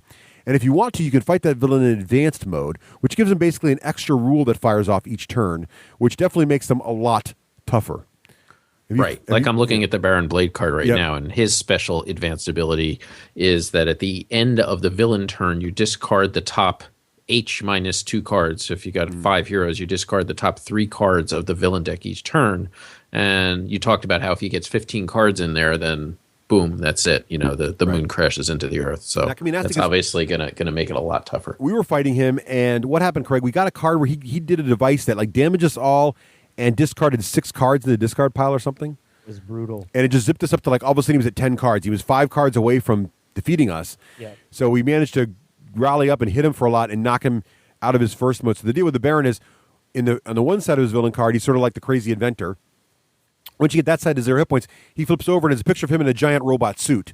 So basically he runs away, gets his robot suit, but you've already defeated his gravity beam. So now the moon thing goes away. You can't win that one anymore. Now he's in his giant robot suit and he's just running to kill you, which is kind of cool. So that's pretty neat. So that's how he works, and that's how hero death happens, and the advanced rules. We talked a little bit already about planning your battle. You're definitely going to find some of these villains are really tough. One of the reasons I've been kind of encouraging my group to play on level 1 villains was I was teaching the game once, and I used Omnitron as the first villain, and he's level 2, or level 1 even, I can't remember, but he just got a situation going that we couldn't stop. He got 8 or 9 of his little drones out, and if he gets the right combos up there, he gets really hard to beat. So I think he's level 1 because he's kind of easy to understand, but if he gets all of his robots up in the air, he's really hard to stop. So he's pretty interesting too. So you're definitely going to want to have the right heroes, and if you don't have heroes that can do a lot of AoE damage, like as Craig mentioned, he's got the bunker can fire these grenades. There are guys that can zap 3 or 4 guys a turn, but there are heroes that just do a lot of damage to one guy. And the problem with fighting Omnitron is he might have 6 or 7 guys up, and some of those guys will do 10 points of damage to a hero. So, and most heroes have under 30 hit points. When those big numbers came in, you were like, gulp. Yes. You're taking, because you start with 25, and healing's not that easy to get. If you have Legacy, you're in good shape. If you don't, it might be trouble. Right. And we've never beaten Citizen Dawn, who is one of the real nasty villains. She is, I don't know. We've tried 4 times, and we have never been able to beat her. Yeah, she's basically, she's sort of like an evil Superman. Right, she takes her power from the sun, and she's just nasty. And then she spawns these other little citizens that all have these special powers. And that's what's cool. It's very creative because you go from the evil mad scientist who plays very differently from Citizen Dawn, and then also there's one of the expansions we just got has actually a super villain team where you get 5 mini super villain cards that are face up, and they all have their own special rules. So you're basically fighting, kind of like the Alpha Strike team or whatever. You're fighting a bunch of little evil villains, which is kind of neat. So a lot of different ways to handle it. They all feel different. I don't know. Do you guys feel like the heroes play differently and the villains play differently? Oh, very much so. I mean, that's one of the real fun parts about the game is, every hero really, you got to learn their tricks and their secrets, and it's a new experience each time you sit down with a new hero. It definitely doesn't just feel like, okay, I'm red, I'm green, I'm blue. You're that character, and you've got to figure out how to make that deck work in the best way possible. And the other thing, too, I've noticed about this game, Jeff, is that because it's not perfect knowledge, that is, each player has their own hand of cards, and each hero is reasonably complicated. Have you guys found, I don't have a lot of the alpha gamer problem you sometimes get in co-op games where one guy tells everybody what to do. Because I think it would be inappropriate to show your hand and say, what should I do, right? So we usually find people just go for it and and see what happens. But have you guys found that someone takes over the game pretty much, or? Well, I think that psychologically, it doesn't happen as much in Sentinels because the players so tightly identify with who they are. Maybe If you're playing Pandemic, again, you're kind of the red guy, and maybe you're the researcher or logistics or whatever it is. But, you don't have a strong identity. In this, you are Bunker, and, you're going to launch those grenades, and, you're looking at your hand, and everyone else is trying to figure out their own guy and what they're going to do. It's not like, let's maximize these cards, because you're the only one that has the cards you have. That's your guy. That's you. You're going to decide what you do. So I have not found that as a problem. And I think it's mostly just psychologically in the way the game is structured. Yeah, I agree. And Craig, we didn't see that happening at all last night, did we? No, I mean, I think it could happen depending on your group, Yeah. but we didn't see it happening, and I think it's more because it's because of the theme of the game and how differently each of the heroes is playing. I think it's going to be less like that than you can see in like Pandemic, for instance. Yeah, I mean, we've seen it mostly with people volunteering what they're going to do. Right. Somebody will jump up and say, hey, on my turn, I'm going to do this, this, and this, and this combo. And, so don't worry about that character over there. I'll take care of it. It's not been like, okay, everyone, let's put our hands down and talk about exactly what we're going to do over the next, each of our hero turns. Yeah, so I've found, too, it's been more like, hey, can someone deal with that mummy? Because I can't deal with him, but I can kill, I can take out the flying fortress this turn if you guys can deal with the mummy. If you can't deal with the mummy, he's going to kill me next turn. So can someone deal with the mummy? That kind of thing. Which feels cool. It feels kind of like what you'd see happen in a comic book. Also, I think what goes nicely to this game's design is how easy it is to expand. So they've got a wide variety of expansion from simple $5 hero decks where for $5 you get a new hero, you just put in your game and you can play them, and they have totally different rules, but just basically a little small deck of cards, to the same thing with villains. They had some really cool expansions too, like the one I just picked up, Jeff, which is the giant villain cards. Have you seen these? Yes, very nice. I got these. They're just really, really oversized villain cards for all the existing villains. I think there's 18 cards in there or something. And they just replaced the little tiny villain card, which is normal size, with this giant card that sort of gives you this omnipotent sense of this giant foe you're facing, which is just neat. All kinds of stuff like that. Yeah, they have totally blinged out the game at this point if you want to. They've got these fancy player mats. They've got an iPad app that you can buy that keeps track of all the statuses and the heroes. And like you said, the oversized villain cards. There's all kinds of stuff out there. And at this stage, I think it's after, again, I don't remember if it's 3 or 4, but there's a total of 18 heroes, 18 villains, and 12 environments. Wow. So, if you're looking at, 4 players and, you're picking 4 out of the 18 heroes and all the different combinations, I mean, it's over 1 million possible games that you can possibly play. So there's a tremendous variety that you never feel like you're going to play the same game twice unless you really want to, if you're really trying to win a particular setup. Yeah, you're exactly right. I think that's what the variety is, even in the base game, with the what is it, the 10 heroes and the 4 villains. It's Or just, and right. or 6. Yeah, or 6 villains, whatever it is. It's plenty. Keep you busy before you get. But you're going to be tempted to get more because with that one hero that looks cool, like Chrono Rangers, like this basically cyber cowboy dude, which I had to get because he's awesome. He's a cowboy. So let's get to our final thoughts. But before we do, Craig. Yes. In the style of an evil mastermind genius. Oh, now I can laugh. Yes, you can. Please describe the patent-pending D6G rating system. Fools! You have been dancing to my tune all along. You came in here thinking you were the greatest heroes, but I already had you classified. You see, I have this way that I classify heroes, where I classify them on a sliding scale between 1 and 5, but I don't say 1 and 5. I say 2+ to 6+. And then when I need a half, I say a reroll, which, of course, being an evil genius, I know breaks mathematics completely, but I don't care because I'm evil. So basically, what you're looking at is on my sliding rating scale, a lower number because I'm evil is better, more powerful, more interesting. A higher number is weaker, more pathetic, like you. And now, my giant laser beam carrying bunny rabbits will tear you to shreds. Very nice. Excellent. So, all right. So, Jeff, you want to start off? I have to follow the evil genius. Okay. You do, yes. Good lead in there. Sentinels of the Multiverse is a very peculiar game in that, there's no real clever mechanics per se. It's very by the numbers. It is not a balanced game. There will be certain combinations that you sit down, like you talked about, like with Ra, that all of a sudden, somebody gets anti-fire stuff and that's it. Ra is done.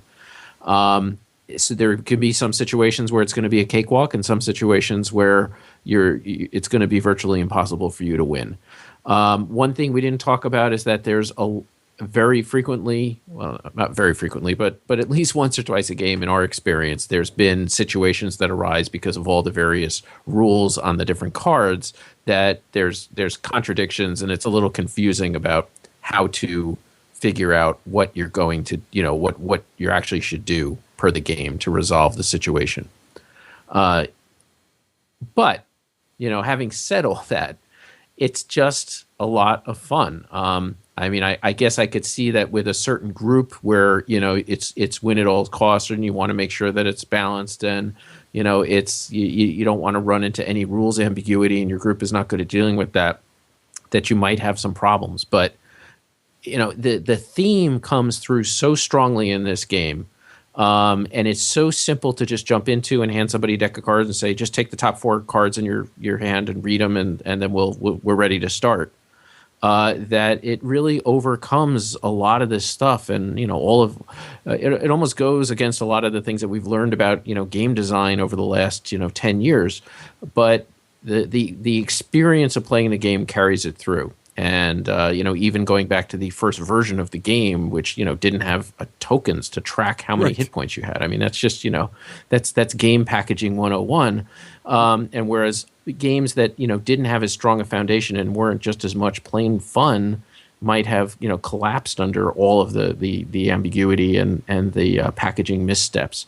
This game got a following and thrived to become this, with the new packaging and the new expansions and the more of the balance tweaking and things like that to really begin to shine and achieve its potential. So I would say that it's a solid 3+ in my book. I think that most gamers are going to sit down and really have a good time with this.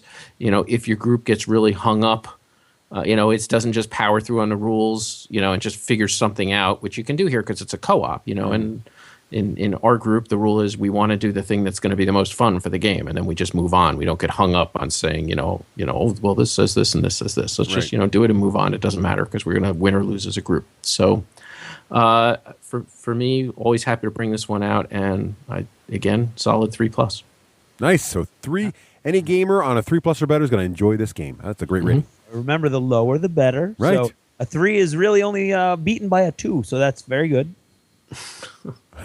Or a 4+ the reroll, but we'll get into the details on that. Well, we're not going to. I did that last time. I'm not going to make that mistake again. All right. Did you get emails, Jeff? You should have. Did you get the ones from me? Because Craig, why don't you go next? Not a comic book guy, not a superhero guy. I'm on record already. That having been said, I thought this was a lot of fun. It was a nice, fun social game. I thought, for me, being only peripherally involved in this kind of genre, it really seemed to catch the whole theme quite well. I loved the artwork. It was really neat. I liked the way that your hero built up over time as you started to unlock cards or put down cards that unlocked other powers. And what you eventually, or at least what Bunker was doing, was setting up these combos then that I had this card, and then I had this mode, and then bam, bam, bam, bam, bam, and then all of a sudden I was doing like 8 points of damage a turn and healing myself, and things were like clicking over, and in my hand I had other cards that could switch into other modes when I needed to. So it seemed like I had a lot of options. It felt like most of the other players felt like they had a lot of options too. There weren't a lot of default, okay, I do this every time sort of things. I mean, there may have been, I think there was one player who kept doing the same power over and over again because it was just really good for the whole group. He was bolstering the whole group. So I thought it was a really good time. We came very close to immediately starting a new game right at the end of the first game we played last night. Even though it was really late, but ultimately we all made we all made a good choice as adults and went home. But it was a close run thing, and so I really enjoyed it. I think I'm going to give it a 4+. All right. But if you like superheroes or comic books at all, I'm going to give it a +2. Ooh, wow. Okay, 2+ then. I think that's really taking a stand there. Yeah, I got a widespread cover.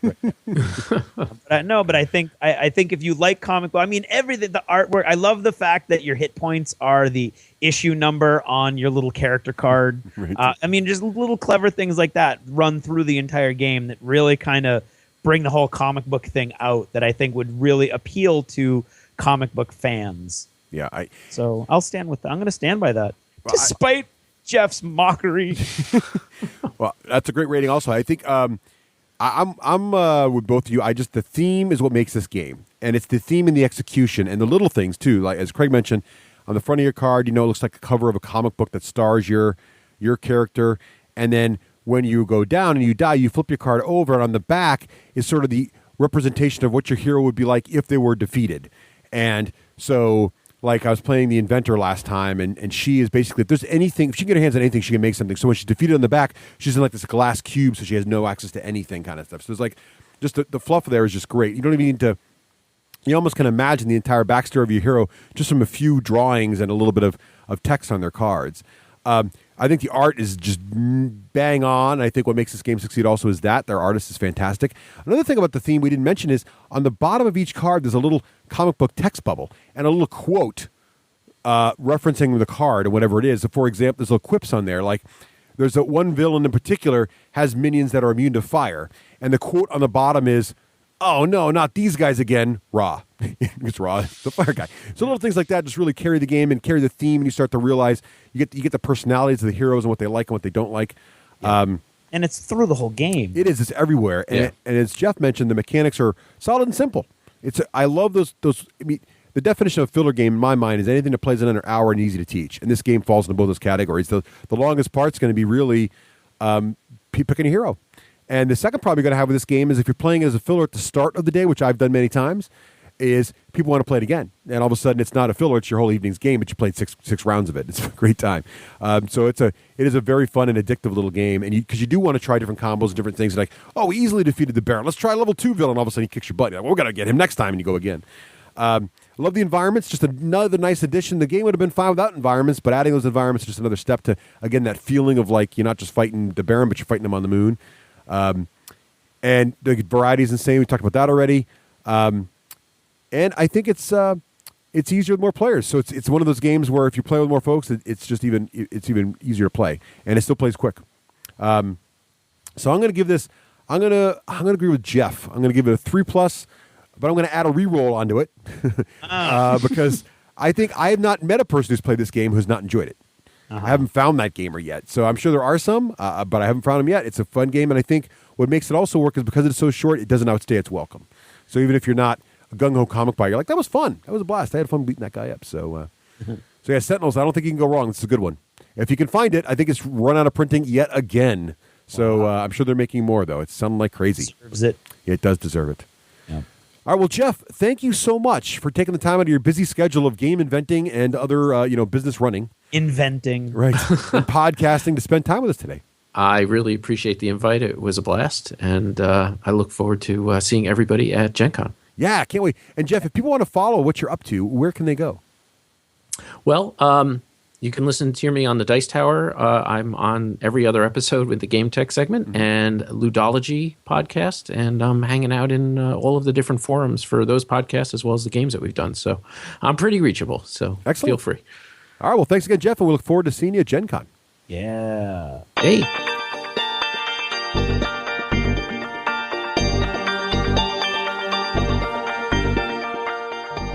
The D6 Generation Podcast.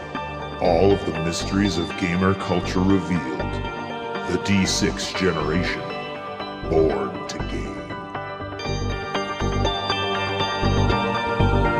Always excited to talk about our friends at GeekNationTours.com. Also known as GNT. GNT, always flattered and happy to have them sponsoring the show here. We really thank them for the support. But, Terrace right now, the big head geek himself there, Geek Nation Tours. No, you are the big head. He is the head geek. Yes. He is winging his way right now to Gettysburg for the Geek Nation Tour. Now, unfortunately, it's too late now to jump into the Gettysburg Tour because, they're already on their way.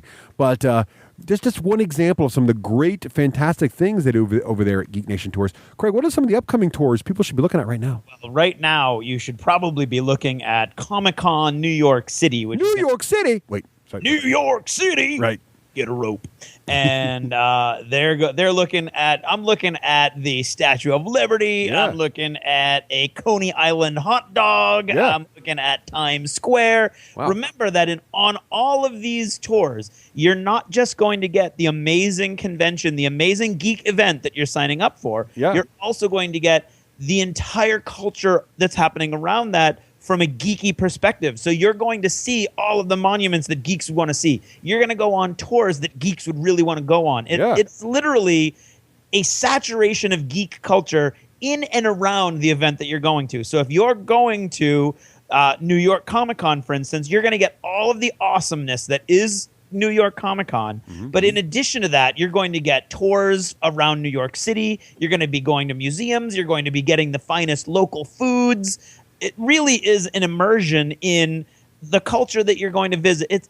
You can't get a better experience as a gamer, as a geek, than Geek Nation Tours. And right now, that New York Comic-Con is looking mighty cool. It is. And make sure when you register with Terrace there, tell him that you heard us on the D6G, and he will hook you up with a cool Stitch patch. That's right. So let him know about that. They will recognize you the world over. Exactly. Even in feudal Japan, if you were to go feudal, because you go back in time literally. Not literally. I thought you meant like useless. No.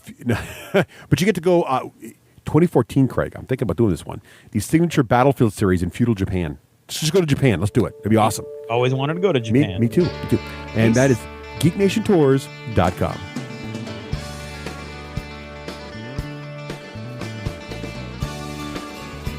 This edition of Jever Notice is brought to you by, let's bring in a guest announcer to tell us who this edition of Jever Notice is brought to you by.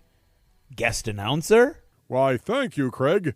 This edition of Do You Ever Notice is brought to you by Rhinox Riders. No, I can't do it.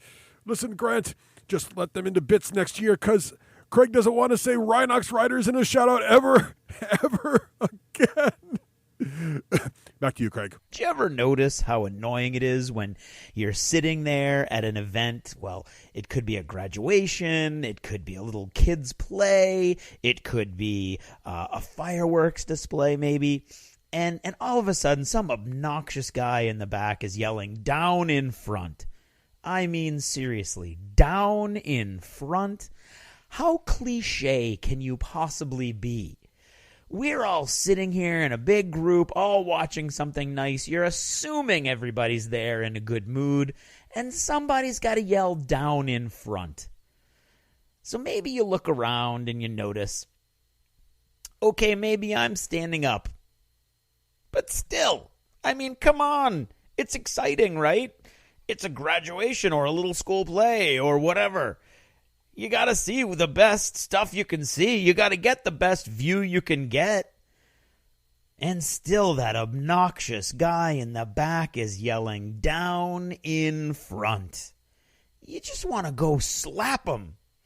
Which would be awesome, because if you went to go slap him, you wouldn't be in anybody else's way, and then that guy would probably pound the crap out of you, and none of us would have to worry about it again. Seriously.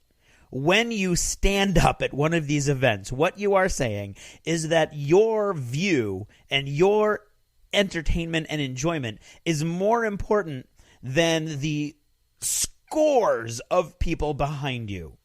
Okay? Because when you stand up, you've got to figure that there's a large cone now behind you. You are now sort of like hardcover, if I can put this in gaming terms. And there's a cone behind you of all of the seats that now have an obstructed view. They're obstructed aim because you're standing up. Okay? And eventually some hero Believe me, they're a hero to the rest of the people at this theater or graduation or whatever. And they're going to yell down in front. And first, they're going to be people who are like, tss. There's always a tss, or hey. Somebody's always going to try to be polite first. And invariably, the people standing up don't care. So they're just going to generally ignore it, which is awesome because there's nothing quite like passive aggression in a scenario like this. And then eventually somebody's going to have to say down in front.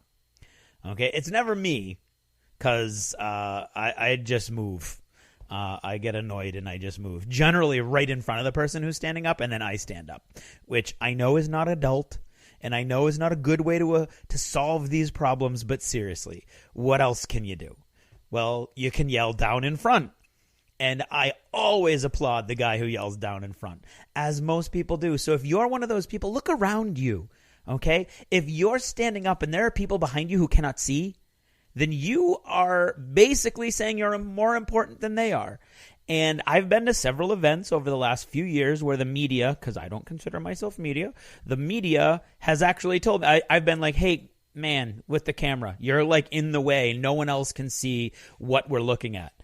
And I have actually been told by a guy with a camera, okay, we're more important than you. If it wasn't for us, the rest of the world wouldn't know what's going on. I wanted to take that guy's camera and kick him in the groin. I don't know why I took the camera first. I think I was going to take the camera and shove it up his left nostril, but then I went with kick in the groin. I don't know. It's been a long couple of days. But anyway, seriously, the next time that you hear someone yell down in front, I want you to look around. And if you're standing up and you're not supposed to be, sit down. Okay? And if you're at a graduation, this is where I mean, I'm not inflexible, okay? When I was at graduation, first of all, let me give you a little context. I was in graduation just a couple weeks ago, and I do not know who I ticked off, but I got a really bad seat. I'm not going to lie. Okay? Usually my relationships with the students combined with the relationships of the other faculty and staff and administration usually assures me that I'm going to get a really good seat, usually somewhere in the front row. This time, I was seated with the associates. Very nice people, but still, in the third row, like buried. It was crazy. It was ridiculous, and it was annoying, and it was hot, and it was humid. I was right on the end of the aisle, so I got a good view, but it was annoying. And then all of a sudden, of course, the aisle fills up, as it does after the kids all march down, and it fills up generally with students and friends and parents and other relatives. Usually they're sitting or kneeling to get a good picture, so they're not obstructing anybody's view. But as you know from my topic today, someone eventually stands up. And here's my thing. If you stand up to get a really good, you want to get that good shot of your kid, Your kid's only going to be graduating this once, hopefully, from high school, okay? And you want a good shot. And I get it. I get that. You stand up, you take the shot, you sit down. And several people did that. But several people stood up and then stayed up. And unless every one of those kids, like let's say you're like a sperm donor, and you were like a chronic sperm donor for like 18 years ago, unless you're that guy, not all of those kids are yours, okay? So once you've taken that picture, sit down. Because everybody else behind you can't see. And I know you think you're important. And I know you think you're like, you are entitled to that view, but everyone in that audience is entitled to that view. And it didn't stop at graduation. My nieces, Morgan and Jillian, were in a little play. One's 9 and one's 6. They went to a little play, Princess and the Pea. Neither was a princess, although Morgan was the king. So figure that one out. Morgan's a girl. And I said nieces, didn't I? So you knew that already. But anyway, so I showed up a little late, which was unfortunate. So I was standing along the side with Reese, and then Reese got passed off to my sister who wanted to hold him. So we were standing, and then this enormous man, the tallest man I think I've seen in years, okay, walks over. And remember, I'm on the side, so I'm not obstructing anybody. I'm against a wall. This guy stands in front of me to take a picture, takes a picture, and then stands there. And literally stood there for the rest of the play. I was with my son at this point, okay? It was my son in my arms, me standing there. We're watching the play. Thankfully, he's focused on the play because, he's 2.5, well, almost 3. But, it could have gone either way. But he was paying attention. And then this enormous man just stood in front of me. stood in front of me, looked back and saw me, shrugged, and went on watching the play from right in front of me. Now, what is going on in that guy's head? Seriously, if you're that guy, then I don't even know what to say to you. I didn't say anything to him. I had my son in my arms. Okay, so that was annoying. Then yesterday, my very good friend John, Russ's brother, in fact, always has this really big deal at his house for 4th of July, fireworks and the whole 9 yards. And so I was there with a bunch of my friends. This is this group of friends that I've had since high school, so we've been together for a long time. And Karen was working, which she always does on the weekends. And Reese, this was going to be his first fireworks ever. And they're not big fireworks, so it's not like you can like sit a mile away and see the whole thing. Most of them are actually only going to be like 6 or 8 feet high. So, you know, they're little sparkling fountains and stuff like that. So we sat there. We were the first people to sat down at the bottom of the slope of the hill. So figured, you know, people would be behind us, would be sitting. Everything would be great. Literally, I don't know why I said literally, but anyway, 2 people come over with chairs and set them up in front of us. I am sitting there with a child in my lap. He's all excited. You can see us. Believe me, I thought about wearing my invisibility cloak, but I decided not to. And they put their chairs right in front of us. Now, what does that say? What does that say? Well, I'll tell you what the whole thing says is that I'm immature, because then I just got up, moved around, and got all my friends because of my, like, Russ isn't the only one with Jedi mind tricks, mind you, to stand in front of them, and they had to move. So there you go again. I guess I'm that guy. But I only do what I'm instigated to do. So anyway, the next time you hear somebody say down in front, first remember that they're a hero, unless there's nobody up. So then they're just kind of weird. But they're a hero, okay? And if you're getting angry at them, then you're probably on the wrong side of righteousness. Look around, and if you're the guy that's taller or higher than anybody else, and they're yelling at you, do something about it. I mean, if you're tall, there's nothing else you can do. But seriously, if you're standing or kneeling or whatever you're not supposed to be doing that makes you taller than everybody else, you need to stop, okay? You need to stop. This is the first actual full-blown rant for a while. But seriously, it's like the last 3 events in a row I went to, this happened to me. 2 of them with my son in my arms. I beg you, look around. Make sure you're either sitting or standing or kneeling or whatever everybody else is doing, okay? And you are not unduly obstructing all of the people behind you. Remember, it's a cone, okay? Remember, it's a cone. It's hundreds of people, most likely, who are going to be affected by you, okay? By you wanting to get that better view than everybody else. So, you know what? You're not entitled. I don't care who you are. And I want everybody to be able to see whatever it is they're going to. I want the world, if I could buy the world a Coke and keep it company. But anyway, okay, that's about all I've got to say about that today. Thanks for listening, and good night.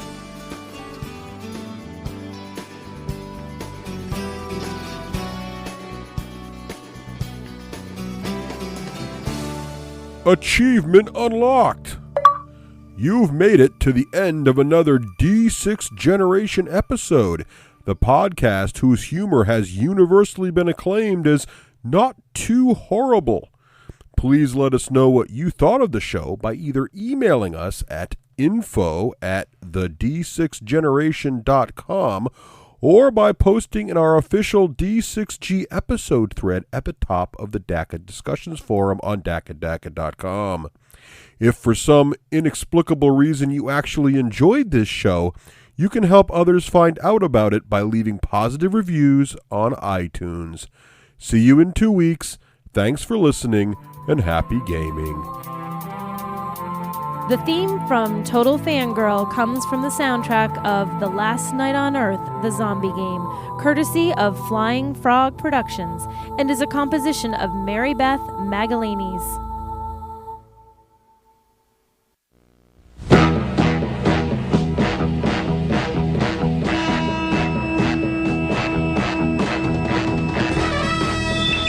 In the great hall of the Justice League, there are assembled the world's 4 greatest heroes, created from the cosmic legends of the universe.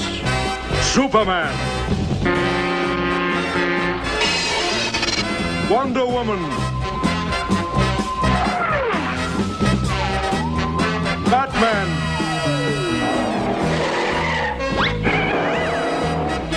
Aquaman,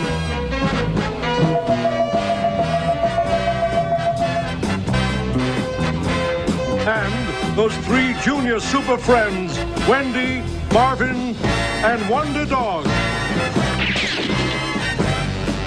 Their mission, to fight injustice, to right that which is wrong, and to serve all mankind.